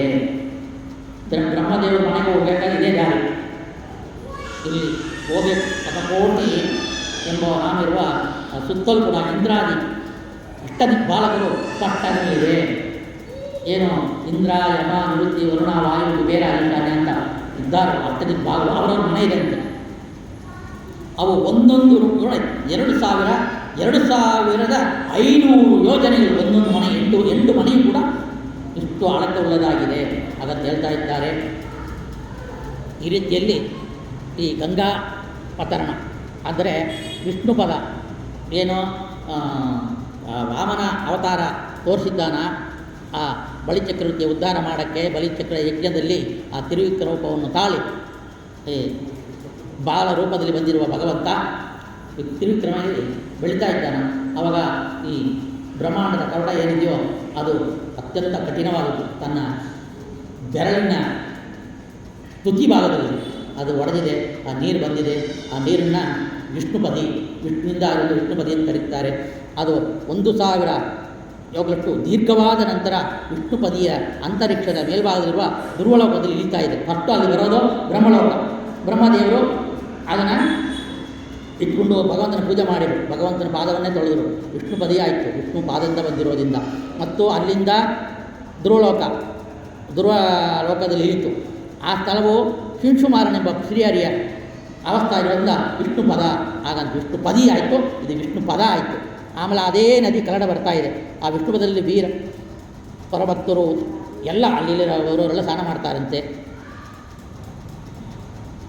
ಮತ್ತು ವಿಷ್ಣು ಪದಿಯ ಧ್ರುವಲೋಕದಿಂದ ಸಪ್ತರ್ಷಿ ಲೋಕಕ್ಕೆ ಬಂದಿದೆ. ಸಪ್ತರ್ಷಿ ಲೋಕಗಳು ಕೂಡ ಆ ಋಷಿಗಳು ಅದನ್ನು ಕೊಂಡಾಡ್ತಾ ಇದ್ದಾರೆ. ಅದನ್ನು ಸ್ನಾನ ಪಾನಾದಿಗಳೆಲ್ಲ ಮಾಡ್ತಾ ಹರಿಯ ಪೂಜೆ ಉಪಯೋಗ ಮಾಡಿಕೊಳ್ತಾ ಇದ್ದಾರೆ.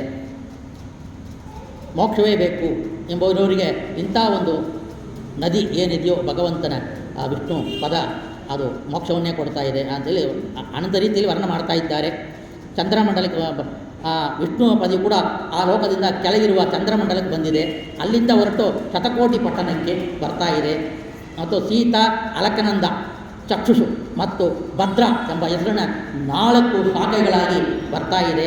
ಸೀತಾ ಎಂಬ ಗಂಗಾ ಶಾಖೆ ಕೂಡ ಶತಕೋಟಿಯಲ್ಲಿರುವ ಕೇಸರಿ ಪರ್ವತ ಮೊದಲಾದ ಗಿರಿಶೇಖರವನ್ನು ಈ ಮಾರ್ಗವಾಗಿ ಮಾಡಿಕೊಂಡು ಅಲ್ಲಿ ಆ ಕಡೆ ಹೋಗಿದೆ. ಗಂಧಮಾದರ ಪರ್ವತ ಶಿಖರದ ಮೇಲು ಬಿದ್ದು ಈ ಭದ್ರಾಷ್ಟ್ರ ಖಂಡದಲ್ಲಿ ಹರಿದು ಪೂರ್ವ ದಿಕ್ಕಿನ ಲವಣ ಸಮುದ್ರದಲ್ಲಿ ಸೇರ್ತಾ ಇದೆ. ಚಕ್ಷುಷು ಎಂಬ ಗಂಗಾ ಶಾಖೆ ಬಂದು ಮೇಲ್ಪರ್ವತದಿಂದ ಕೆಳ ಇಳಿದು ಕೇತುಮ ಖಂಡದಲ್ಲಿ ಹರಿದು ಪಶ್ಚಿಮ ಲವಣ ಸಮುದ್ರಕ್ಕೆ ಬಂದಿದೆ. ಭದ್ರಾ ಎಂಬ ಗಂಗೆ ಶಾಖೆ, ಅದಕ್ಕೆ ಭದ್ರಾ ಅಂತ ಆ ದಿಕ್ಕಲ್ಲಿರೋದು, ಶತಕೋಟಿಯಿಂದ ಕೆಳ ಇಳಿದು ಉತ್ತರ ಭೂಖಂಡದಲ್ಲಿ ಹರಿದು ಉತ್ತರ ದಿಕ್ಕಿನಲ್ಲಿ ಆ ಕಡೆ ಹೊರಟು ನಾರ್ತೆ ಲವಣ ಸಮುದ್ರವನ್ನು ಸೇರ್ತಾ ಇದೆ. ಅಲಕನೆಂಬ ಶತಕೋಟಿಯಿಂದ ಹೊರಟು ಆ ಹಿಮ ಪರ್ವತವನ್ನು ಸೇರಿ ಅಲ್ಲಿಂದ ಹೊರಟು ಭರತಖಂಡದಲ್ಲಿ, ಅದಕ್ಕೆ ನಾವು ಅಲಕನಂದ ಗಂಗಾ ಸ್ನಾನ, ಅಲಕನಂದ ಸ್ನಾನ ಅಂತ ಹೇಳ್ತೀವಿ. ಇಲ್ಲ, ಆಮೇಲೆ ಅದು ಹರಿದು ಲವಣ ಸಮುದ್ರ ಸೇರ್ತಾ ಇದೆ. ಈ ನದಿಯಲ್ಲಿ ಸ್ನಾನ ಮಾಡುವವರಿಗೆ ಅಶ್ವಮೇಧ, ರಾಜಸೂಯ ಯಜ್ಞಗಳು ಫಲವು ಲಭಿಸುವುದು. ಆ ಅಲಕನಂದ ಹೋಗಿ ಅಲ್ಲಿ ಗಂಗಾ ಸ್ನಾನ ಮಾಡಿದರೆ ಇಂಥ ಒಂದು ಯಜ್ಞದ ಫಲ ಬರ್ತಾ ಇದೆ. ಅಶ್ವಮೇಧ ಮತ್ತು ರಾಜಸೂಯ ಯಾಗ ಮಾಡಿದ ಫಲ ಬರ್ತಾ ಇದೆ ಅಂತೇಳಿ ಇಂಥ ಒಂದು ಗಂಗೆಯನ್ನು ಸ್ಮರಣ ಮಾಡಿಕೊಳ್ಳಬೇಕು ಅಂತೇಳಿ ಗಂಗೆಯನ್ನು ಹೇಳ್ತಾ ಇದ್ದಾರೆ. ಮತ್ತು ಇಲಾವರ್ತ ಗಂಡ, ಅದ್ರ ಬಗ್ಗೆ ಹೇಳ್ತಾ ಇಲಾವರ್ತ ಗಂಡ, ಭದ್ರಾಶ್ವ ಗಂಡ, ಹರಿವರ್ಷ ಗಂಡ, ಮಹಾಭಾಗ ಮತ್ತು ಕೇತುಮಾಲ ಇದೆಲ್ಲ ಎಲ್ಲೆಲ್ಲಿದೆ ವರ್ಣನೆ ಮಾಡ್ತಾ ಇದ್ದಾರೆ. ಮುಖ್ಯವಾಗಿ ಕೂಡ ನೀವು ಇಷ್ಟು ಪರ್ವತಗಳು, ಶಿಖರಗಳು ಮತ್ತು ಗಂಗಾ ಇದನ್ನೆಲ್ಲ ಹೇಳಿದ್ರಿ. ಆದರೆ ಪುನಃ ಆವೃತ್ತಿ ಆಗೋಕ್ಕೆ ದುಃಖ ಕಾರಣ ಆಗುತ್ತೆ. ಆ ದುಃಖ ಕಾರಣವಾದ ಪಾಪಕರ್ಮಗಳು, ಆ ಪಾಪಕರ್ಮಗಳಿಗೆ ಏನು ಎಲ್ಲಿ ಅದನ್ನು ಅನುಭವಿಸ್ತಾ ಇದ್ದಾರೆ. ಆ ಪಾಪಕರ್ಮಗಳು ನೀವು ಹೇಳಿದಂತೆ ಎಲ್ಲಿಯ ಪಟ್ಟಣಗಳಿದೆ ಹಾಗಂತ ಹೇಳುವಾಗ ತಾಮಿಶ್ರ ಅಂತೇಳಿ ಅದು ಕಂಡವರ ಹಣ, ಹೆಂಡತಿ ಮಕ್ಕಳನ್ನು ಅಪಗರಿಸುವರಿಗೆ ಈ ನರಕದಲ್ಲಿ ತಳ್ಳುವರು. ಅದು ದಕ್ಷಿಣ ದಿಗ್ಭಾಗದಲ್ಲಿದ್ದ ಇದೆ. ಅದು 21 ರೀತಿಯಲ್ಲಿದೆ ದಕ್ಷಿಣ ಭಾಗದಲ್ಲಿ. ಹಾಗಂತ ಹೇಳ್ತಾ ಅಂಧತಾಮಿಶ್ರ ಮನುಷ್ಯರು ವಂಚಿಸಿ ಅವರ ಧನ ಮತ್ತು ಹೆಂಡತಿಯನ್ನು ನೋಡ್ರಿ, ಪರ ಹೆಂಡತಿಯನ್ನು ಅನುಭವಿಸುವವರಿಗೆ ಅಂಧತಾಮಿಶ್ರ. ರೌರವ ಕೇಳಿದ್ದೀರಿ, ಪ್ರಾಣಿಗಳಿಗೆ ರೋಗ ಮಾಡಿ ಕುಟುಂಬ ಪೋಷಣೆ ಮಾಡಿದ ಪಾಪಿಟ್ಟುಗಳನ್ನ, ಪ್ರಾಣಿಯನ್ನು ತಗೊಂಡಿರೋದು, ಅದರ ಒಂದು ಬೆಳೆಸೋದು, ಅದನ್ನು ಕೊಳ್ಳೋದು, ದುಡ್ಡು ಮಾಡಿಕೊಳ್ಳೋದು. ಮಹಾರೌರವ ತನ್ನ ದೇಹವನ್ನು ಮಾತ್ರ ಪೋಷಿಸುವ ಪಾಪಿಯ ಒಂದು ನರಕ. ಅದು ಕುಂಬಿಪಾಕ, ಪಶು ಪಕ್ಷಿಗಳಿಗೆ ನಾಶಗೊಳಿಸಿ ಪಾಪಿಯಾಗುವ ಕೆಲಸ. ಕಾಲಸೂತ್ರ, ತಂದೆ ತಾಯಿ ಬ್ರಾಹ್ಮಣರು ರೋಗ ಮಾಡಿ ಅವರಿಂದ ಹಣವನ್ನು ಪಡೆದು ದುಃಖವನ್ನು ಅನುಭವಿಸುವ ನರಕ. ಅದು ಹಾಸಿ ವ್ರತವನ್ನು, ವೇದ ಮಾರ್ಗವನ್ನು ಬಿಟ್ಟು ವೇದ ಮತ್ತು ಧರ್ಮಗಳನ್ನು ದ್ವೇಷಿಸುತ್ತಾ ಪಾಖಂಡ ಮಾರ್ಗವನ್ನು ಹಿಡಿದು ಪಾಪಿಗೆ ಆಗುವ ನರಕ. ವೇದವನ್ನು ಯಾರು ಇಲಾಗ್ತಾ ಇದ್ದಾರೆ, ಈ ಜೈನ ಬುದ್ಧರೆಲ್ಲ ವೇದವನ್ನು ಒಪ್ಪೋದಿಲ್ಲ, ಅವರಿಗೆ ಆಗ್ತಾ ಇದೆ. ಸೂಕರ ಮುಖ ಅಂದರೆ ನಿರಪರಾಧಿಯನ್ನು ಒಂದು ಜಡ್ಜು ದುಡ್ಡು ತಗೊಂಡು ಲಂಚ ತಗೊಂಡು ಅವನಿಗೆ ಶಿಕ್ಷೆ ಕೊಟ್ಟರೆ ಅವ ಅಲ್ಲಿ ಹೋಗ್ತಾನೆ. ಬ್ರಾಹ್ಮಣ ದೇಹವನ್ನು ದಂಡಿಸಿ, ಬ್ರಾಹ್ಮಣ ಅವನ ಬಿಡಬೇಕು ಅಂತ ಶಾಸ್ತ್ರ ಹೇಳುತ್ತೆ. ಅವನ ದೇಹವನ್ನು ದಂಡಿಸಬೇಕು, ಅವನ ನೋಡ್ರಿ, ಅವನಿಗೆ ನೇಣು ಹಾಕಿ ಅಂತ ಹೇಳಿದರೆ ಅಂತ ಆಗುತ್ತಂತೆ. ಅಂಧಕೂಪ ಇವರಿಗೆ ಪ್ರಾಣಿಗಳಿಗೆ ರಕ್ತಪಾನಾದಿ, ಪ್ರಾಣವನ್ನು ಹೊಡೆದು ಪ್ರಾಣಿಗಳಿಗೆ ಬಂದು ರಕ್ತವನ್ನೇ ಇವರಿಗೆ ಅದಾಗುತ್ತೆ. ಕ್ರಿಮಿ ಭೋಜನ, ಪಂಚ ಮಗ ಎತ್ತನವನ್ನು ಮಾಡಿದ ಭೋಜನ ಮಾಡುವ ಕ್ಷಿಪ್ರನಾಗುವ ನರಕ, ಬ್ರಾಹ್ಮಣಿಯಾಗ ತಂದದ್ದು, ಪಂಚಮಾಲ ಯಜ್ಞಮಾಲ ಊಟ ಮಾಡುವವರಿಗೆ, ತಂದಂಶ ಬ್ರಾಹ್ಮಣರಲ್ಲಿ ಚಿನ್ನ ಮತ್ತು ರತ್ನಾದಿಗಳನ್ನು ಅಪಹರಿಸುವವರಿಗೆ, ಸಪ್ತಭೂಮಿ, ವಜ್ರಗಂಟಕ, ಚಾಳುಕಿ, ಯೋಗಿಯೋಗ್ಯ ವಿವರವಾದ ಸರ್ವತ್ರ ಸಂಘ ಮಾಡುವವರಿಗೆ, ವೈತರಣಿ ನದಿ, ಈ ಧರ್ಮಗಳನ್ನು ಕೆಡಿಸುವ ರಾಜ್ಯ ಬುದ್ಧಿಯನ್ನು ಕೂಡ ಈ ನದಿಯಲ್ಲಿ ಯಮ ಪಡೆದು ಮುಳುಗ್ತಾ ಇದ್ದಾರೆ. ಬೇನ ಧರ್ಮವನ್ನು ಕೆಡಿಸಿದ, ಹೋಮ ಮಾಡಬಾರದು, ಹಿರಣ್ಯಾಕ್ಷ, ಹಿರಣ್ಯಕಶಿಪು ಇವರೆಲ್ಲ ಹೋಗ್ತಾರಲ್ಲಿಗೆ ಅವರು ವೇದ ಮಾರ್ಗವನ್ನು ಖಂಡಿಸ್ತಾ ಇದ್ದಾರೆ.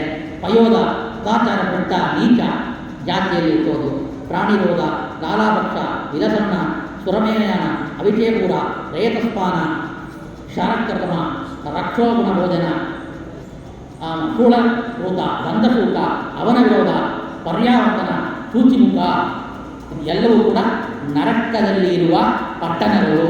ಅಲ್ಲಿರುವ ಇಂಥ ಒಂದು ನರಕದಲ್ಲಿ ಘೋರವಾದ ಶಿಕ್ಷೆಯನ್ನು ಪಾಪಿಷ್ಟರಿಗೆ, ಅಧರ್ಮರಿಗೆ, ಭಗವಂತನ ನಿಂದನೆ ಮಾಡುವವರಿಗೆ, ಏನೇನು ಪಾಪಗಳಿಗೆ ಎಲ್ಲಿ ಹಾಕಬೇಕೋ ಭಗವಂತ ಅಲ್ಲೆಲ್ಲಿಯೇ ಹಾಕಿ ದಂಡನೆಯನ್ನು ಕೊಡ್ತಾನ. ಉತ್ತಮವಾದ ಲೋಕವೂ ಇದೆ, ಇಂಥ ನರಕ ಲೋಕವೂ ಇದೆ. ಹಾಗಂತೇಳಿ ತಿಳಿದು ಭಗವಂತನಲ್ಲಿ ಇಂಥ ಸೃಷ್ಟಿಕರ್ತ ಭಗವಂತನೇ ಉತ್ತಮವಾದವನು, ಸರ್ವವ್ಯಾಪ್ತನಾಗಿದ್ದಾನ, ಸರ್ವ ಶಿಕ್ಷೆಯನ್ನು ಕೊಡೋದೇ ಅವನೇ, ಸರ್ವ ಸುಖ ದುಃಖ ಕಾರಣಭೂತನಾಗಿರುವವನು ಅವನೇ ಅಂತ ಹೇಳ್ತಾ ಮುಂದೆ ನಾಳೆಗೆ ಅಧ್ಯಾತ್ಮಿಕ ಶ್ರೀ ಕೃಷ್ಣಾರ್ಪಣ ಕಾಯೇನ ವಾಚ ಮನಸೇಂದ್ರಿಯರ್ವ ಬುದ್ಧ್ಯಾತ್ಮನವ ಅನುಮತೇರ್ವ ರೋಮಿಯತ್ರ ಸಕಲಂ ಪರಸ್ಮಿನ್ ಶ್ರೀಮನ್ನಾರಾಯಣಾಗಿನಿ ಸಮರ್ಪಯಾಮಿ. ಶ್ರೀಕೃಷ್ಣಾರ್ಪಣಮಸ್ತು, ಶ್ರೀಕೃಷ್ಣಾರ್ಪಣಮಸ್ತು. ಹನುಮನುಡೆಯ ರಾಮವಿಠಲ ಉದ್ಧರಿಸ್ವಾಮಿ, ಉದ್ಧರಿ.